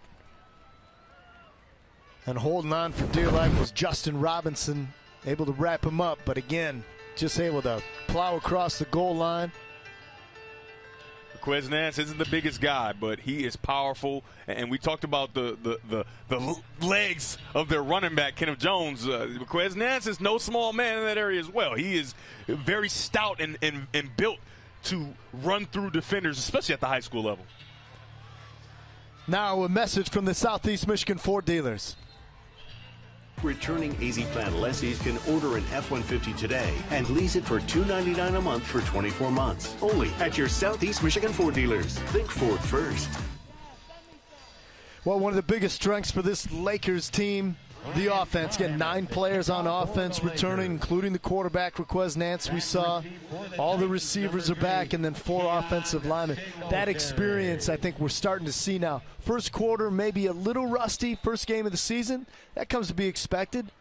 But now you're starting to see this well-oiled machine fire. Especially, like you said, in the first game of the season, this West Bloomfield team knows each other. They know each other. And Stevenson going to be backed up about the 10-yard line to start. Kickoff taken by Ty Jenkins, the up man, fielded that one right in the same area as Keon Singletary. Like I was saying, this West Bloomfield team, they know each other very well. And you see, it only took them a quarter to get going and know exactly what they need to do. This Stevenson team, this team has never played a game together. They have no idea what they had. They don't know what they have in their quarterback, but he's proving that he can make some throws. So we're down 34-7 right now. This gives an opportunity to really see, can this quarterback throw the ball on an every down basis, because that's exactly what you're going to need to try and come back here in this one. Well, that's just it. Now they put themselves in more predictable situations where they've got to score, and they got to score a bunch. So not an ideal script to follow for the freshman quarterback from Sterling Heights, Stevenson. We'll see what they draw up here. Inside a minute to play. Got to be careful with the football, especially on this part of the field. And they hand the football off to Delory. And Delory picks up maybe a yard. Delory with a carry. And that might be the final play of the first half. I think Stevenson may want to talk over the adjustments that they need to make to try to slow down this potent West Bloomfield offense. Absolutely. They're going to go in the locker room. They're going to talk about defense. How are they going to slow them down? But on offense, they're going to have to open up that passing playbook and really find a way to catch this West Bloomfield defense off guard, get the ball in their playmakers' hands, and try to make a run at it here in the second half. Well, coming up at halftime, we're going to recap Game 1 between Macomb, Dakota, and Brother Rice. A bit of an upset, I think, for a lot of people, but again, Brother Rice not playing quite at full strength. We'll also have an interview with Detroit King head coach Tyrone Spencer. He'll be joining John Keating at the set. So a lot of things to look forward to coming up at the half. We're also expected to hear from West Bloomfield coach Tyrese Grice with his team. Again, coming back from a 28 unanswered here to lead this football game. Got to be feeling good about where they are here in the second game of our doubleheader of the Kickoff Classic here on Bally Sports. Let's go downstairs. Natalie Kerwin standing by. Nat. Yeah, I'm here now with Coach Tyrese Grice. Big first half. Took a little bit to settle in, but you figured things out quickly. Did you think you'd have this many big plays this early in the game? We are an explosive team, so we may not take an 80-yard, 10-play drive, but we can get plays done in 1 or 2 plays. But, yes, we did start it off slow, just get things rolling. First game of the season, that's usually the norm. But once we start doing what we're doing and execute and play our ball, we went on and had an exceptional first half. Deontay Pippen, Kenneth Jones, 2 touchdowns apiece right now. How do you keep that offensive momentum going? We have a lot of explosiveness on our team. Dante Pippen, we call him the Joker, and he's very fast. He's a track kid. Once you get him the ball, we knew when he caught that pass for 80-yard touchdown that no one was going to catch him. So he's an All-American track kid as well. But we got some explosive guys. We're going to try to continue doing what we're doing, establish the running game a little bit more in the second half. All right, thank you, Coach. Thank you, appreciate it. Guys? Well, they've got explosive players. We didn't need to hear it from Coach, but he definitely solidified what we thought going in. Playmakers all around the field, and West Bloomfield is rolling right now. 28 unanswered to lead this one. You heard him talking about it. Pippen the Joker, no joking about it. Requez Nance and company all over Sterling Heights Stevenson. Halftime's next.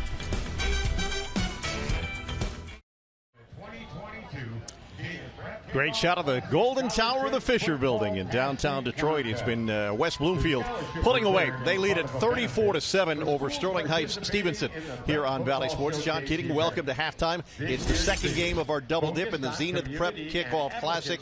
The first one had some bumps along the way in the battle between Bloomfield Hills, Brother Rice, and Macomb, Dakota. Lots of penalties and run stuff, but breathing room here. Dakota quarterback Ethan Hamby with that 2-yard push. The play of the game was a terrific one-handed interception by Jalen Whitaker. Absolute gold there to stifle a Rice drive, but the Warriors kept coming. A 13-yard rumble by Caston Papadopoulos got Rice on the board. It was 13-7 at that point, and all of a sudden we had a game. But with 5 minutes left, Hamby will throw a rainbow. Owen Colpart makes a great grab, comes back to get it. That sealed it. 21-7, Macomb, Dakota over Brother Rice in the first game of the year. The Cougars win it by a couple of touchdowns. We'll look back on what's happened in this one. We'll also tell you what's to come in our Football Fridays on Bally Sports, and we'll be happy to be joined by Martin Luther King head coach Tyrone Spencer as we continue on this Thursday night.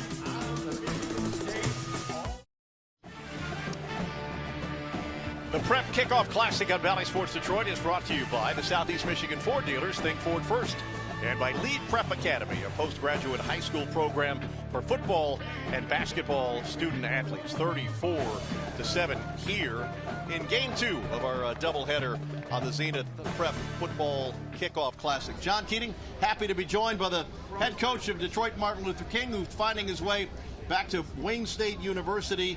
I didn't tell him I'm a Grand Valley guy, so we've got beef as we get started here. He played here at Wayne State and has gone on to have a terrific coaching career, has won 3 state championships in 6 years, and Detroit Martin Luther King is again one of the expected powers this year. How goes the preparation when everybody knows your team is going to be really good? Yeah, I just think you got to make the main thing the main thing, you know, stick to the big picture. You know, we have goals out in front of us that we always want to hit, and as long as we just try to continue to improve week in and week out, that's the main thing, just improving. And I would guess that message becomes that much more important when your kids, or even the kids who are returning, have had success, and you need to remind them that you can't lay it up, right? Absolutely, especially a year coming off, you want a state championship. Absolutely. And then you got guys who were not there who won a state championship. So with them, it's just about being better. They have to continue to be better and continue to improve week in and week out. We've got your game on September 16th on Bally Sports against Cass Tech. Can you put that rivalry in some perspective for us? Man, I can try, but it's awesome. It's one of the best rivalries I've ever been a part of.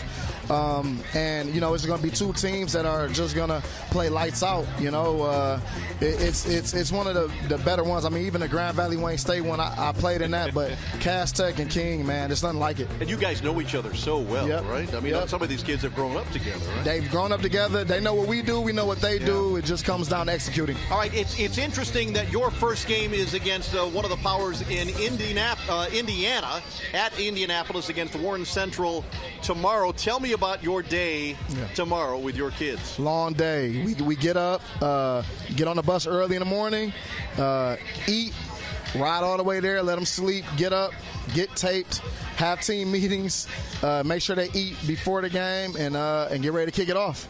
All right, you've got one of the best high school players in the state, Dante Moore, who is committed to the University of Oregon. How have you seen his development progress in your time together with him? I've just seen him grow with confidence and leadership. He's a great young man character-wise, but just him improving in leadership and his character. He's always been a hard worker and always had those other intangibles, but the leadership that he's exhibiting this year is just tremendous. Is it still special for you to walk on to this field? It is. I was just saying, I love this atmosphere. I love how this looks at nighttime. I never played a night game here, so I'm kind of jealous seeing these guys out here playing. Hey, safe travels to Indianapolis. We appreciate you coming here, and good luck to your team this season. Thanks a lot. Appreciate it. All right, Tyrone Spencer, the head coach of Detroit Martin Luther King, getting it started in Indianapolis tomorrow. Here, we've been getting it started at Tom Adams Field, and in the second game, it's been all West Bloomfield. And halftime continues on Bally Sports.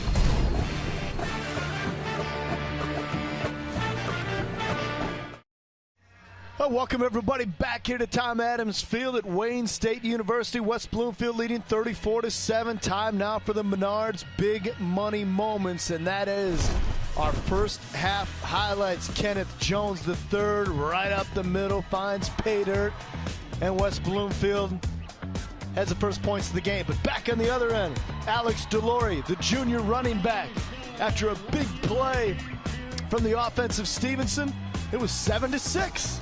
And then Dante Pippen started to put on a show. Oh, yeah, this is where the track meet begun. We're going to catch the ball here and go 200 meters and go. Unofficially 88 yards for Dante Pippen, who Coach Trice says is an All-American track athlete. Absolutely. Remember I said, I believe it. What are his times? I need to know his times. He's way too fast. Take a look at those splits. If you're Stevenson coming out of this huddle, aside from having a boisterous cheering section behind you, how do you get back into this football game? You have to secure the edge. A lot of these plays are being made by Requesnets capturing the edge and getting on the outside. You have to find a way to secure the edge and slow down Samaj Morgan and obviously someone that we didn't even know was going to have a big splash in this game, Dante Pippen Jr. And on offense, you got to make sure you find a way to drive the ball down the field and keep the freshman comfortable. Lakers in control. They lead it 34-7. We'll have kickoff of the third quarter here on Bally Sports, coming up right after this.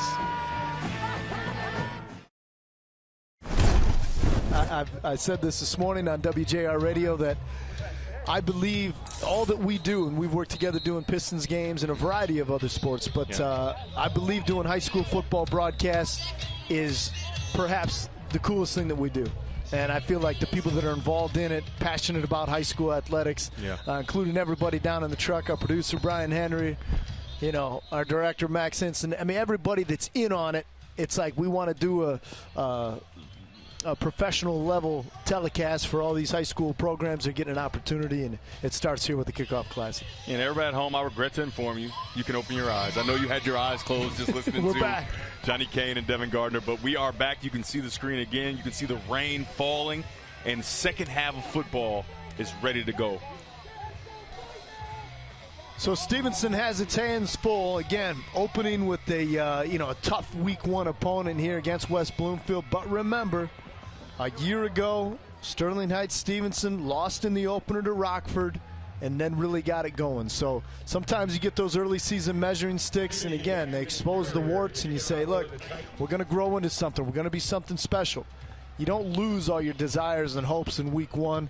And certainly you want to see where you're at. You say, hey, man, I thought we were farther along in this area. Turns out we're not. Or, hey, this is an area where I feel like we're a little more advanced. So a lot of things to work on. We'll see what kind of adjustments Justin Newcomb and his staff made here at the break. But Stevenson going to have to kick the football away here to begin the second half.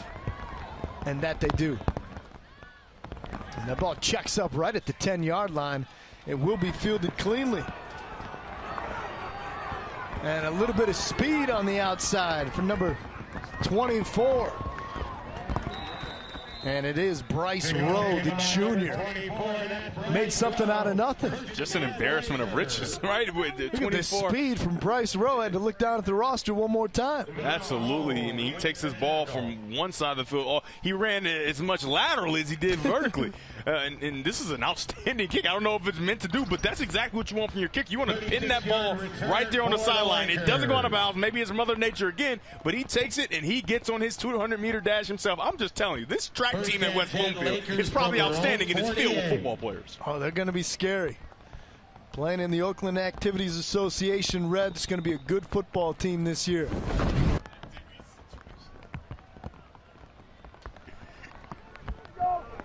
What's so funny over there? I mean, I've never heard that OAA. I don't even know what OAA stood for.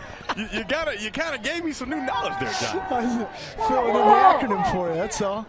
And ball a little bit slippery, knocked out of the hands. Unable to bring it in was Dante Pippen. Put it right on the hands, but again, might be a little slick out there as the rain has begun to fall. A little slick, and it would have been an exceptional catch if he was able to make it, even if it wasn't raining. We'll dive in action, but I think if it wasn't raining, he might have been able to catch that ball. The one thing you got to know about the rain is those sticky gloves that you have that in 2022 that all the older wide receivers are sitting on their couch saying, man, these guys can't catch. If I had those, you know what I mean? Even though they probably used Stickum back in the day, but I'm going to leave that, up to them.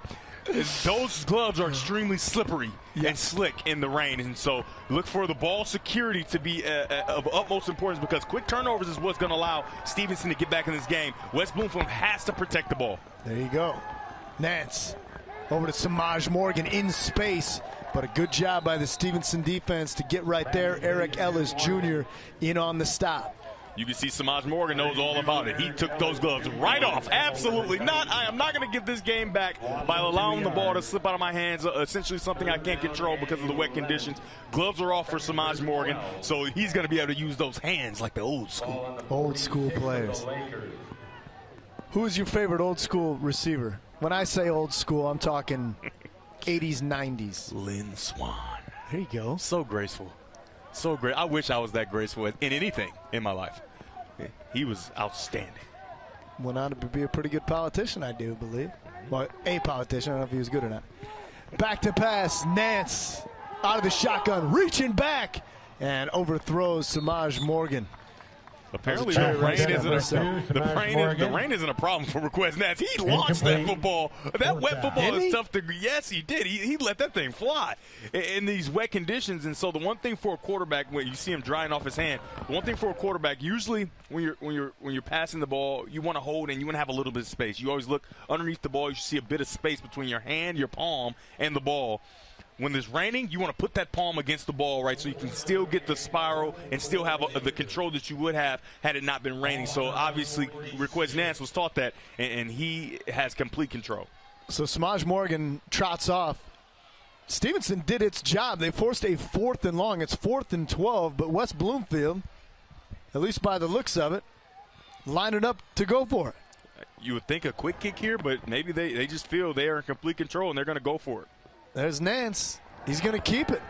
Rolling to his right and has an open target, but he's going to be brought down a yard shy of the sticks. Dante Pippen on the receiving end, but they're going to be a yard shy, Devin. What did I talk about? You have to secure the edge. You don't secure the edge. He gets on the outside, gives a nice little lollipop to Dante Pippen, but that 200-meter speed was not able to get going, because number 6 in blue came and made the play. Ty Jenkins up there to wrap him up. So Stevenson in business, gets a stop, and now gets the football near midfield. Let's send it down to Natalie Kerwin, who spoke with Justin Newcomb moments ago. Yeah, Johnny, got to speak with Coach Newcomb, ask him a few questions. I said, in this first half, how did you think Andrew Knight did in his freshman debut? He said, well, he took a few big hits, but come on, for his freshman debut, I think he's doing a nice job. I'm not going to be too hard on the kid. I said, how do you stop this West Bloomfield lethal offense, though? And he said, you're right, they do have a good offense, but we have to start executing assignments. We got to keep the quarterback in the pocket and get the pass rush going. And finally, I asked him, what's the message to the team coming out in the second half? And he said, we have to find an identity. Now, granted, it's only early in the season, but they're good, we're both good teams, but we need to find an identity. Thank you, Nat. I'll tell you one thing about Coach Newcomb, and again, getting an opportunity to cover high school football last couple of years, he is a motivator, and he can get his guys going. And when he speaks, they listen. And we'll see what they're able to do here, see if they can get themselves back in this football game. But there's no quit, I can tell you, on that Stevenson sideline. Do they have the talent to stand toe-to-toe with West Bloomfield? We'll find out. Knight hands it off. They're going to keep the football on the ground. Delory again on 2nd and short. He's going to pick up the first down at the 45-yard line. So again, that rain coming down. And Stevenson's going to keep the football on the ground. Delory been carrying a heavy load here tonight. I've been talking about it since the beginning of the game.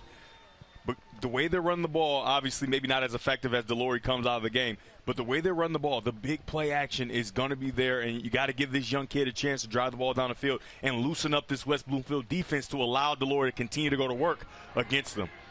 He's got Evan Watson up on the top of your screen.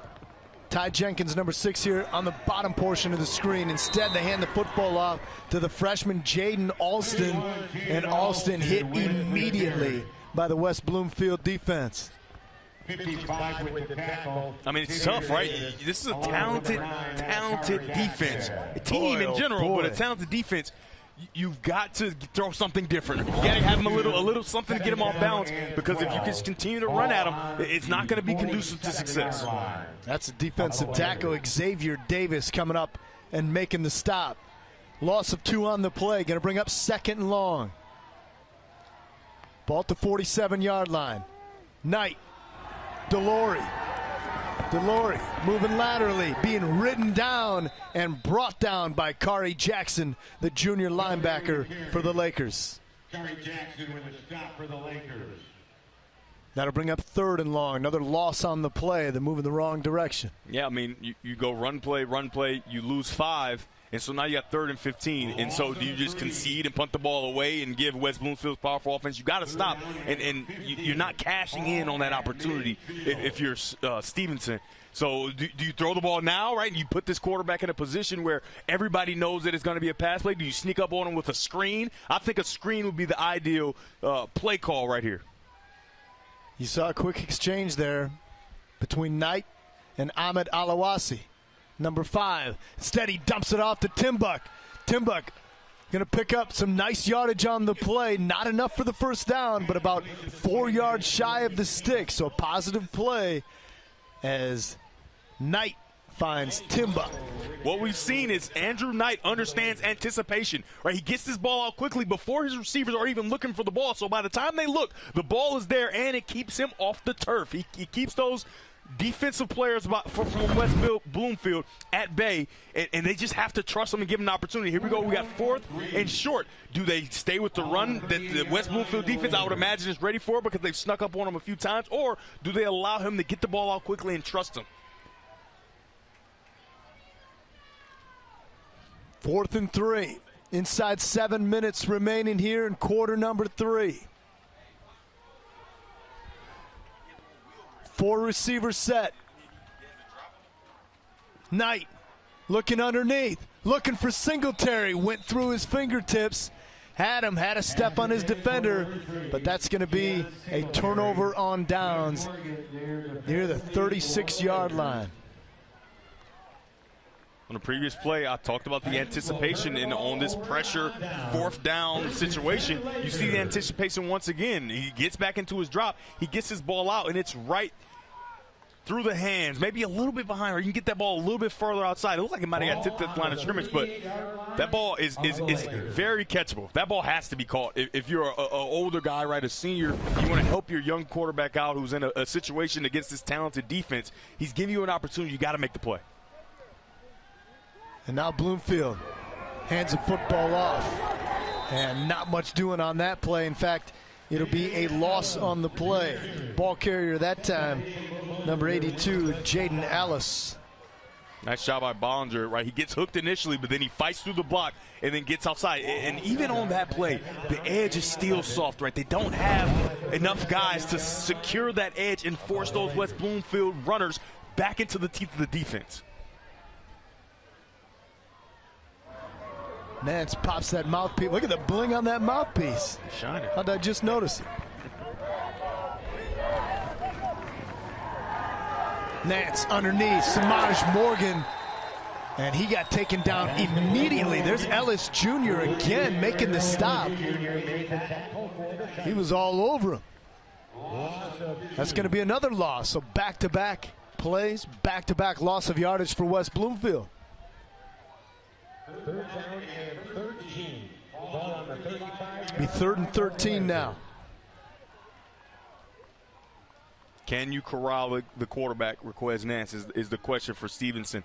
On these third down situations, he's done a great job of finding time, moving around within the pocket, getting outside the pocket, and finding an open target. If he does that again, that's going to be disastrous for Stevenson. And twin receivers at the top of the screen. Twin here at the bottom as well. Nance with time, going to the top. Got a man. Oh, he made the catch again, Samaj Morgan. He was halfway down to the ground and still hauled it in.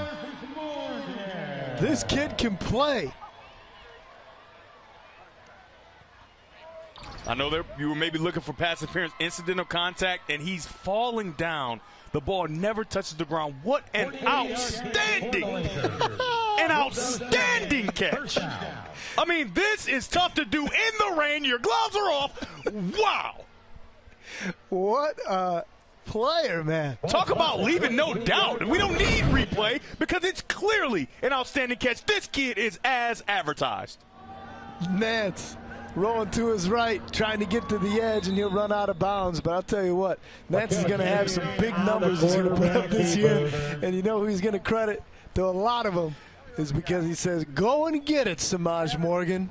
And go and get it, he does. You remember Kyler Murray was talking in an interview about Hopkins, right? DeAndre Hopkins, and he's back. He said, "Yeah, you know, a lot of times I'm just back there, and I say, man, DeAndre down there somewhere." I mean, that's what we're seeing here. We got Requez Nance dropping. He back paddles into his drop. He's running around. He said, Samaj Morgan's down there somewhere. He'll go get it. He'll go get it. You give him some type of radius to go find it. Nance. Again. This time, pump fakes once. Morgan breaks away from his defender, and Samaj Morgan with another touchdown. Touchdown, Lakers. Here we go again. Let's take a look at that great catch again. Samaj is down there somewhere. Oh, there he is. Little pass interference there. Catch. Outstanding catch. And then we moving around, doing our thing. Oh, he's down there somewhere. Pump fake one. There he goes.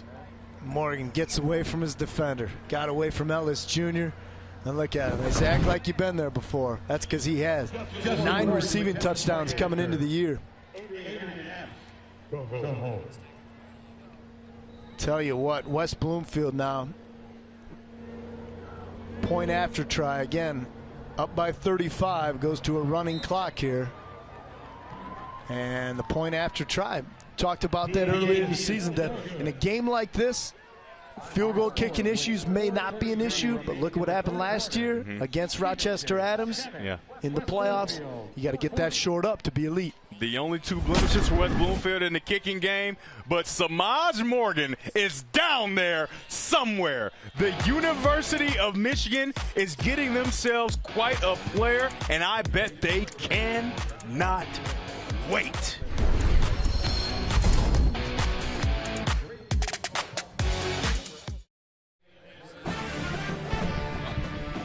The Prep Kickoff Classic on Bally Sports Detroit is brought to you by the Southeast Michigan Ford dealers. Think Ford first. And by Legacy Football, the #1 development program in Michigan. Who dresses these kids anymore? I saw SpongeBob. Yeah, I guess that's the cool thing. The not so cool thing is the cool thing these days, you know? Are we working? I mean, this is safety jackets, safety hats first. as well. They got hats to match. Check out the hat to match the safety jacket. Pink hair. This guy's cool. Just cool. Look at him. That's just cool. Future's so bright. I get it. Gotta have the shades I get on. it. You know, look at that. Look at that. Yeah. Look at that.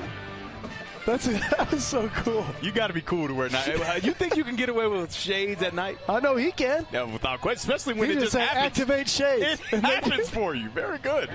Take a look at that young man. He needs some sunglasses, doesn't he? Man, cool as a cucumber. Morgan. Heck of a player. I was excited to see him in person. It's my first opportunity to see him in person.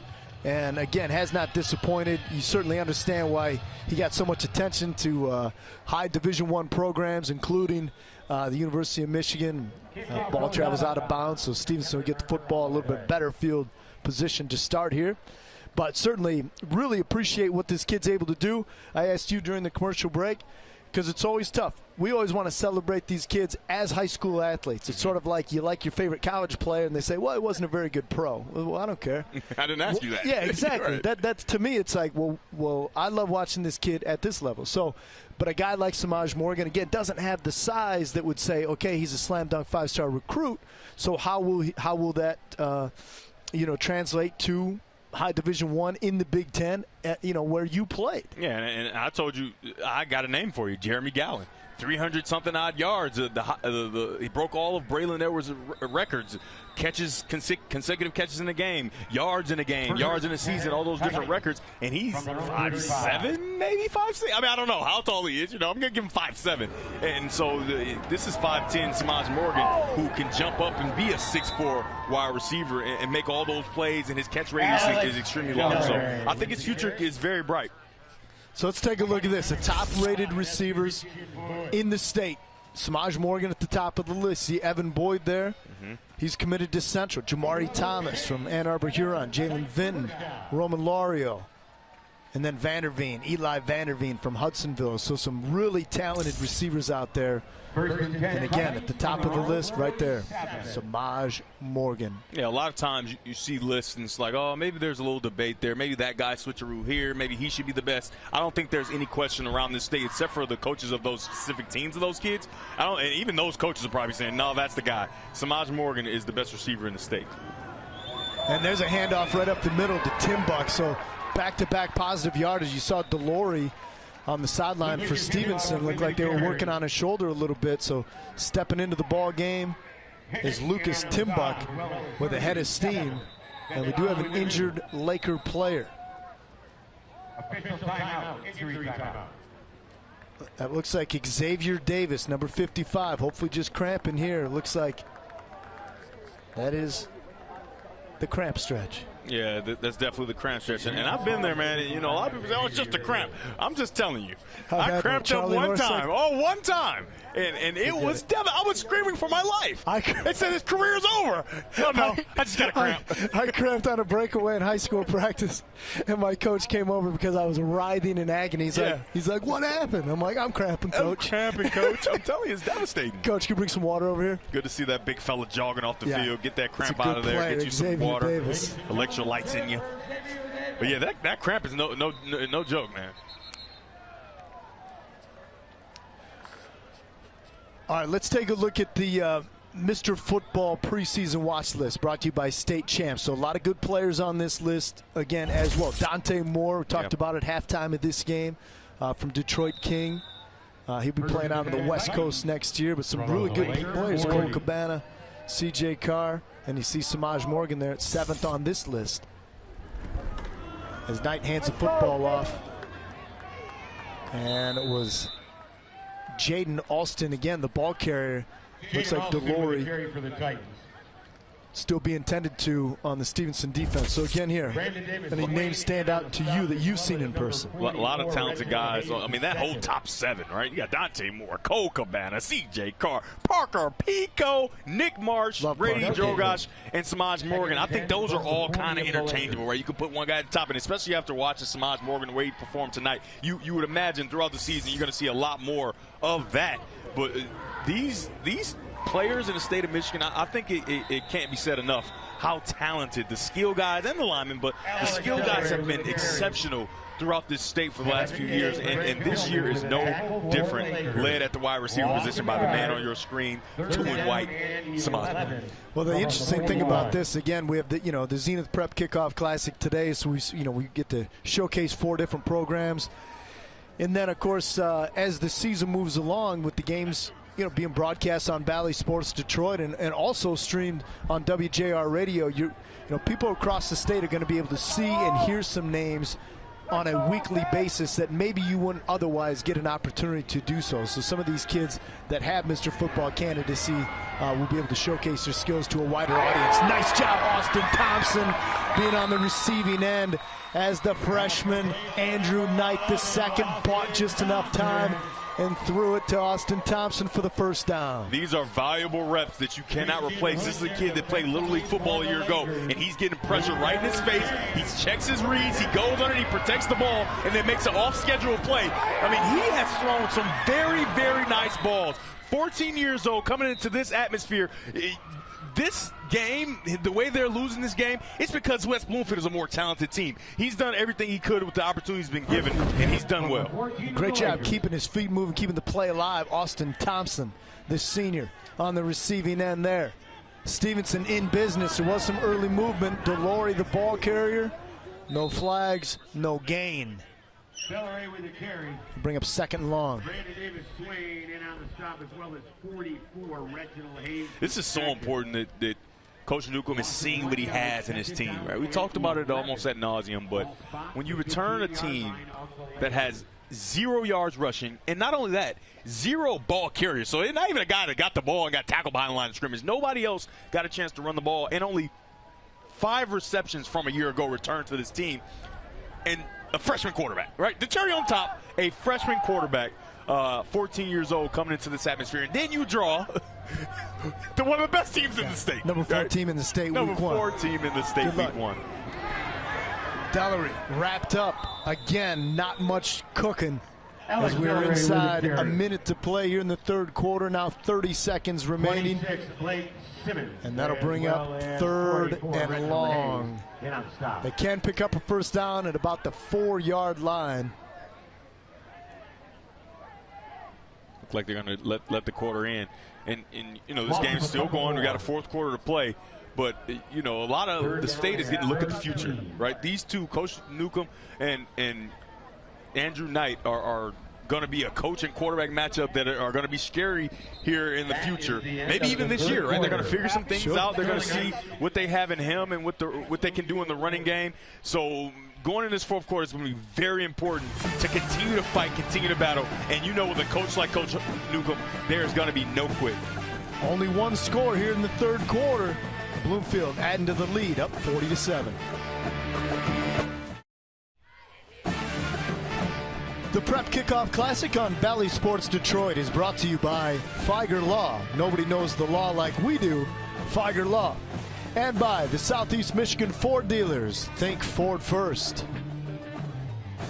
Let's get downstairs where Natalie Kerwin braved the rain and has a report for us. Nat? Yeah, thanks, Johnny. I spoke with Coach Justin Newcomb of Stevenson, and he told me he introduced a brand new concept this year with his team. He created accountability partners. Now, the idea with that is that they have a partner to help achieve their goals. Each guy on the team, there's 2 of them, they walk out hand in hand before each game. Now, before practice, after practice, Coach says these 2 guys constantly have to call each other, text each other, Snapchat, whatever works, to just check in and see how they're doing. Each week, the team will take a character theme and make the kids have 3 character goals total. Now, the theme this week is unselfish. Coach wanted to get across the message, you need to care about what happens to other people, not just me. And if the kids have good character, it builds a great team. I love this message. You know, you can't help but love Coach Newcomb's viewpoint on things, guys. Yeah. I mean, am I right? No, you're absolutely right. Like I said, I had a chance to visit with him just a few moments ago, a few moments before kick. And, you know, there's a likability about him. And, again, when you're a leader of young men like that, you start talking about character. And same with Coach Grice over at West Bloomfield as well. This isn't just about, hey, who's got better athletes and how many games can we win. We've been there, like Devin and I have been there. So when you're a young man or a young athlete, well, where do you develop your character? Where do you develop, you know, some of the traits that you carry with you throughout life? And a lot of it comes from team sports, and a lot of it comes from not just your parents or your relatives. It comes from your coaches in high school. And so when you have somebody like Newcomb leading your program, or Coach Grice over there at West Bloomfield, you feel good about it because, you know, I know this sometimes gets said, but if people really think about it, you are molding young men, period. Without question. I think football coaches even more so than the other sport, obviously. But I feel like the ebbs and flows, the peaks and valleys is such a comparison to what life is, right? You go through things, and how do you pick yourself up off of the proverbial turf in your life when things go wrong? And I think football teaches you that. And if you have someone that can mold you and teach you how to pick yourself up and redirect you when you need redirecting, like Newcomb and Coach Grice on the other sideline, I think that you can have a good chance of being a great contributor to society. No question. Anytime, if you make a football team, that means somebody believes in you. And then you've got all your brothers around you that continue to believe in you. And there's a lot of belief in the abilities of Andrew Knight II. He's got 5 receivers from which to choose. He fires a missile into the back corner of the end zone, but leads his receiver too far, and that's going to be a turnover on downs. You as a quarterback, again, the rain has lightened up, so I'm going to say I'm not going to blame it on weather conditions here. Did you notice when you were a little bit unsettled as a quarterback, why do balls tend to sail as opposed to hit the dirt? Well, so balls, when you're throwing maybe curl routes or stop routes, things where you're throwing the ball, you want the ball to go straight from your hand to his face mask, those balls sail because maybe you overstride just a bit, or maybe you get a little long in your release. Now, those balls like we just saw, you just threw it too far, right? You didn't give enough air. And so I like to teach quarterbacks, get enough air on the ball so that your receiver can help you out. He can adjust to the football. You can see, Requez Nance, he's not throwing perfect passes, but those balls are high, and his receiver can make a play on it because, as much as you think the defenders are such great athletes, the defensive backs, they're playing defensive back for a reason. And even the receivers that go to defensive back, I've seen. I was a defensive back. Even the receivers that go to defensive back, they can't catch either for some reason. It's like they forget how to catch. They're great receivers, but then they can't catch. New quarterback on the field, Brody Peaker. But, it's very interesting to see when the receiver goes to the defensive back position, he loses all his hands and catching ability. But when you throw that ball nice and high, you give your receiver a chance, you can find it. And especially if you have a talented receiver like we've seen today in Samaj Morgan, I mean, those aren't 50-50 balls anymore. Those are 70-30. And in the case of Samaj Morgan, that might be 90-10. 90-10. You ain't lying. Curtain call for Requez Nance. Piqueur, the sophomore, bobbles the snap. Somehow evades the defensive pressure. Still on his feet past the 20-yard line. Took a shot, but picks up a ton of yards. Almost got a first down out of the play. We'll take a look at it. This is what you get in the college film room, and you have a minus. There's your minus. And then you get a plus. You turn that play into a plus so it evens out, Johnny. We just got a straight line across the board, right? You get a minus for dropping the snap, then you get a plus for picking up a nice gain and creating a third and short. Another fresh-faced kid. Brody Piqueur, the signal caller. Where's number 21 in the forest green and white? West Bloomfield. Aspirations of a state championship run, off to a really good start. Again, did most of the damage in the first half, up 34-7. Stevenson defense rose up there in the third quarter, holding them to just one score, but they've done enough. As you see, Samaj Morgan is now on the bench, as is the quarterback Requez Nance and many of the other West Bloomfield starters. So an opportunity for some other young men to get an opportunity, legit game reps this early in the season. There's Nance and Morgan. 1-2 in your program. 1-2 in your player of the game voting, I would think. Yeah. I know Requez Nance is probably hold on now. I threw those balls. Either it's 1A or 1B or I'm the guy, right? Because I got a long touchdown to Deontay Pippen Jr., That's no true. relation. There's no way you're going to just give it to the receiver, but that receiver has been exceptional. Yeah, he's been good. Yeah, and then you got Pippen Jr. Hold on now. No, I started the scoring off. said, You're not "I got going to two just of 'em." leave me out of it. It's a 1A, B, and C. You know? And Kenneth Jones has a couple of Hey, touchdowns. Kenneth Jones, ho. I'm going to throw this number 22 hat in the ring. He's got 2 touchdowns myself. I mean, good night. It's a tough game. Without that Wildcat, we would have turned it over on 4th down. 22's the guy. Oh, man. I wish you got excited about one thing in life. You know what I mean? Yeah. Just once in a while. You know, I'm such a downer, aren't I? Seriously. Such a downer. There's Piqueur. Lowers the boom. Oh, it's a teammate. Wow. 19. Get out of the way. Picks up a couple of yards on the play. Caleb Caudill just kind of getting in the way there. Caleb Caudill got run up on behind. There's Keon Singletary still out there grinding, plays both ways for Stevenson. You know what I really love about this Stevenson team? They are not quitting. They're continuing to fight, continuing to play. You see they got their guys still out there chasing the ball, and that's the mentality that Coach Newcomb is trying to present. He's presented a mentality of we over me. We over me. It's about the team. It's about the collective group. It's about improving together rather than individually. There's a handoff up the middle. Not much yardage, but a nice job picking up a couple. Ralph Rogers, the senior running back, getting an opportunity. And that 28. That we over me, it's very similar to another.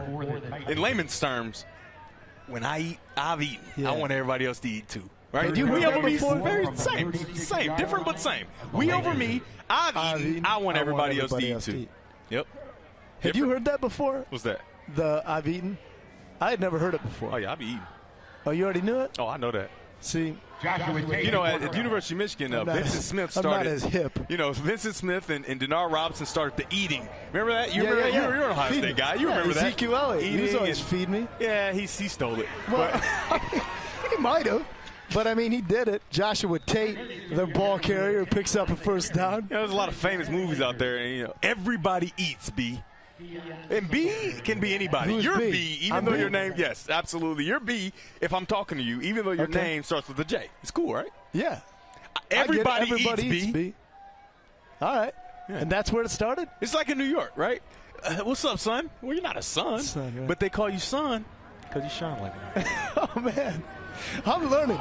Ball's on the canvas. But Bloomfield able to come away with it. I feel like I'm learning a lot here tonight. I mean, and I appreciate it. You know, I'm just trying to get you together. And seriously, I'm not as cool as make you I think that I am. You're extremely cool, though, Johnny. They're bobbled what would have been a handoff there, but a nice job by number 32, Joshua Tate, to be able to come down with it. So 2nd and long. Tate checks out of the ball game. Some more fresh faces in for Bloomfield. Everybody eats, B. There's a lot of eating on that West Bloomfield sideline tonight, as we talked about the arguments that are going on. Oh, no, I'm the player of the game. Oh, no, I'm the player of the game. Hey, we still got about 6 minutes left to decide that POG. Brody Picur hands the football off. Lots of daylight. Oh, mercy. There he goes. Number 28. Ralph Rogers, the senior. Touchdown. He says, no, I'm got the MVP. Absolutely. Ralph Rogers, absolutely explodes through the Sterling Heights Stevenson defense. He is gone.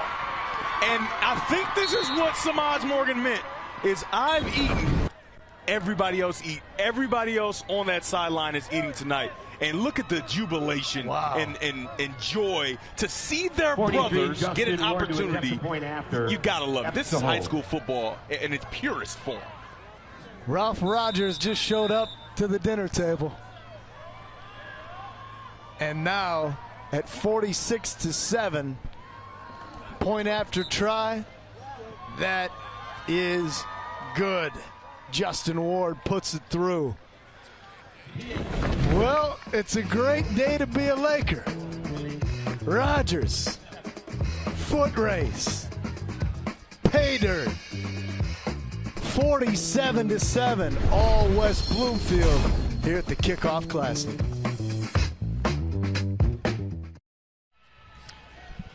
.40 lead for West Bloomfield, which means they will institute a running clock for the duration of this football game. Let's take a look at the upcoming schedule for the Lakers. Not easy, but gettable.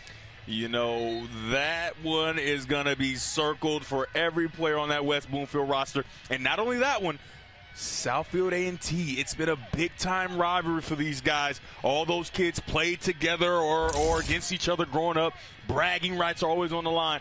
But first, that Adams game, I'm just telling you, this team is – I think that every team they play this year, is going to have an Adams helmet as far as they're concerned, because those are the two blemishes from a year ago that stole their opportunity to play in the game that they want to play, which is the not the national championship, but the state championship. And I think that they see red or burgundy and gold every single time they come out there. Yeah, I like it. Little pooch kick. Stevenson going to take it at the 40-yard line. I was going to say about your make it the 42. Very methodical with your circling. Very clean. Pretty symmetrical. Ovals. Not bad. Let's do another one. See how, let me see it. So, Stevenson, they're going to attack this schedule, but I like to see this one. See this? Look at it. I mean, that's how you tell a straight. That's almost like a heart a little bit. That is a heart. That looks like a peanut. Yeah. I mean, it's two red teams, so I went heart, but I think that Clinton Township, Chippewa Valley, I think is going to be a big game for them. But when this team is so young, every game is a big game, I think, for Sterling Heights Stevenson, because they're going to continue to find out who they are.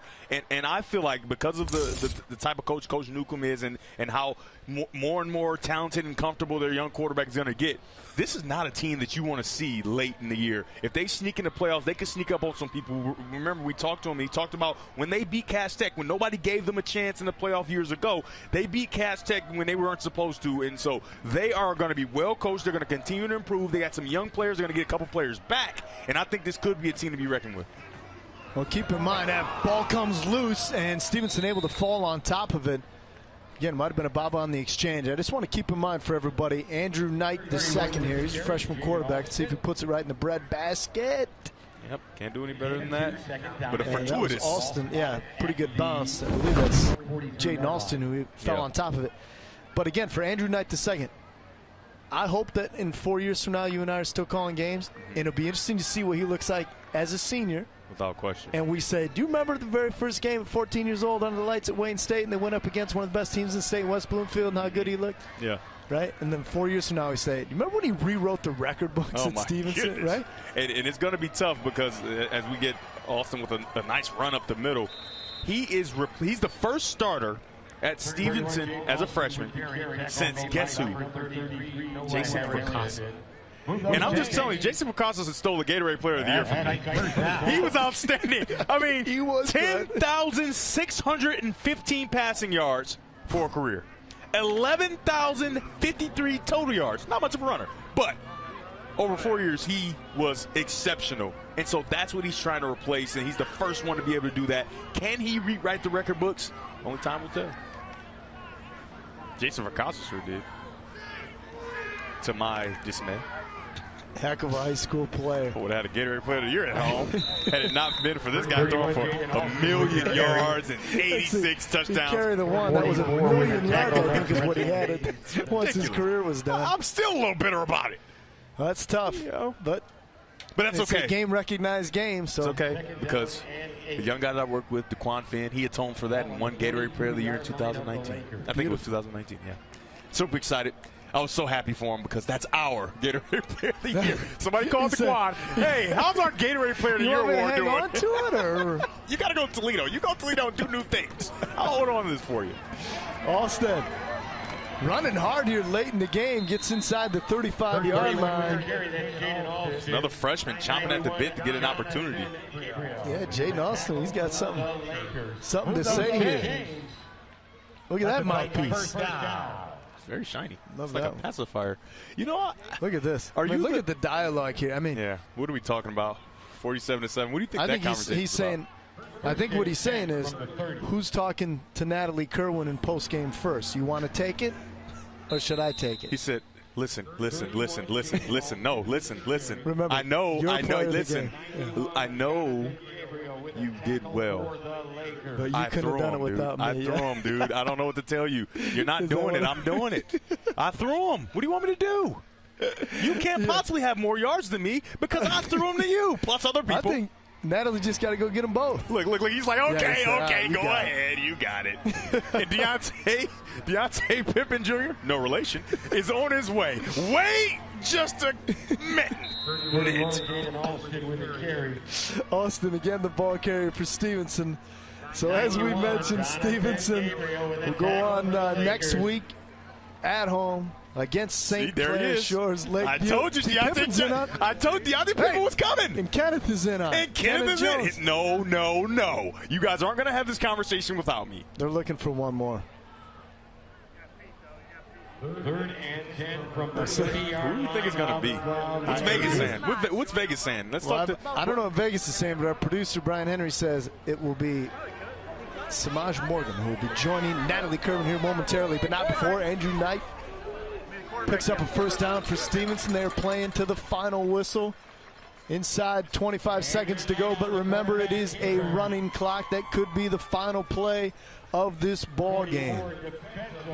What a week one. I just tell you, I'm thrilled that high school football is back, and we are back calling it for Bally Sports Detroit. Stevenson looks like they will try to get one more play off, try to beat the clock. 3, 2, 1, underneath, and ball was dropped, and that will be the final play of this football game.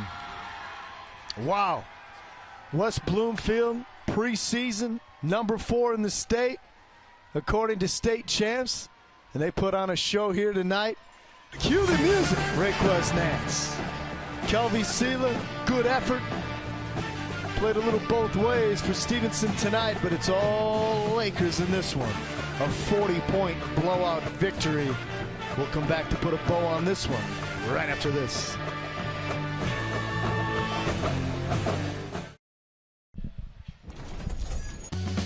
It is time now for today's player of the game, brought to you by the Southeast Michigan Ford dealers. It wasn't easy, but we have come to a conclusion.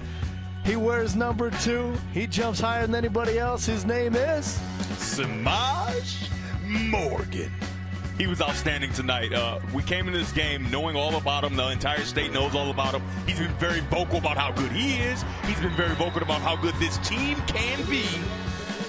And he put all of his skills on display. We saw combat catch, we saw speed, we saw elusiveness, and the play that really broke this game open was the return after Stevenson responded with a touchdown of their own and went up 7-6. You get the big return from Samaj Morgan where he seems to be tackled. He somehow spins out, finds his way up the left sideline, puts him in position to score on the next play. This young man was exceptional. He lets his play do the talking when he's out there, but now we're going to let him do the talking with the hard-hitting questioner, Natalie Kerwin. Nat. Yep, I'm with the man of the hour, Samaj Morgan. Samaj, yourself, Deontay Pippen, Kenneth Jones, Ralph Rogers, all seniors showing out today. What do you got to say about the offensive performance? It was all about my team today, you know what I'm saying? Tay got involved, George got 2 touchdowns, you know what I'm saying? It was just good that the whole team got to go out there, play that good game, you know, and we just got a good dub, 40 boy. You told me your secondary was the best in the state. You think that proved true today? Man, they ain't get a catch on, they ain't score on the secondary at all, you know. So I'm gonna let it speak for itself. Game 1 in the books on a big stage. You're leaving today with a win. Just how good are you feeling right now leaving this one? I'm feeling real good right now. Body a little banged up, you know, but we're going to get back to it on Monday, get to work so we can get ready for Harper Woods next week. All right back to the grind. Congratulations, Samaj. Thank you. Appreciate it. Up to you guys. Well, it might be one of his first interviews with us here on Bally Sports, but it won't be one of his final interviews as an athlete. Certainly big things ahead for his future, but impressive performance here tonight. And we take a look at the preseason top 20 team. Again, you know, these things will fluctuate a little bit. We're only week 1. We're not necessarily saying you got to put some teams up above anywhere else, but recency bias being what it is, you know, they scored 41 unanswered in the second half at West Bloomfield. Not in the second half, just 41 unanswered all totaled. West Bloomfield certainly deserving of being a top 4, top 5 team preseason. Well, without question, the 3 teams that are in front are extremely talented as well. You got 3 state championship teams, so they're going to have to lose before West Bloomfield is going to be able to insert themselves into that top 3. But they made sure that nobody thought of them as anything less than 4 tonight. In years past, there was usually an obvious strength when it came to West Bloomfield. Either the offense was going to carry the D or the D would carry the O. Now they've got complete offense and defense, the complete package. West Bloomfield is the real deal. That's going to do it for our coverage of the Prep Kickoff Classic. Our final score in the nightcap, West Bloomfield 47, Sterling Heights, Stevenson 7. Our coverage of high school football continues next Friday when Birmingham Groves travels to Oxford. Special pregame coverage will begin at 7 o'clock. For John Keating, Natalie Kerwin, my partner and friend Devin Gardner, I'm Johnny Kane. We thank you for watching our kickoff to the high school football season here on Bally Sports. Good night from Wayne State.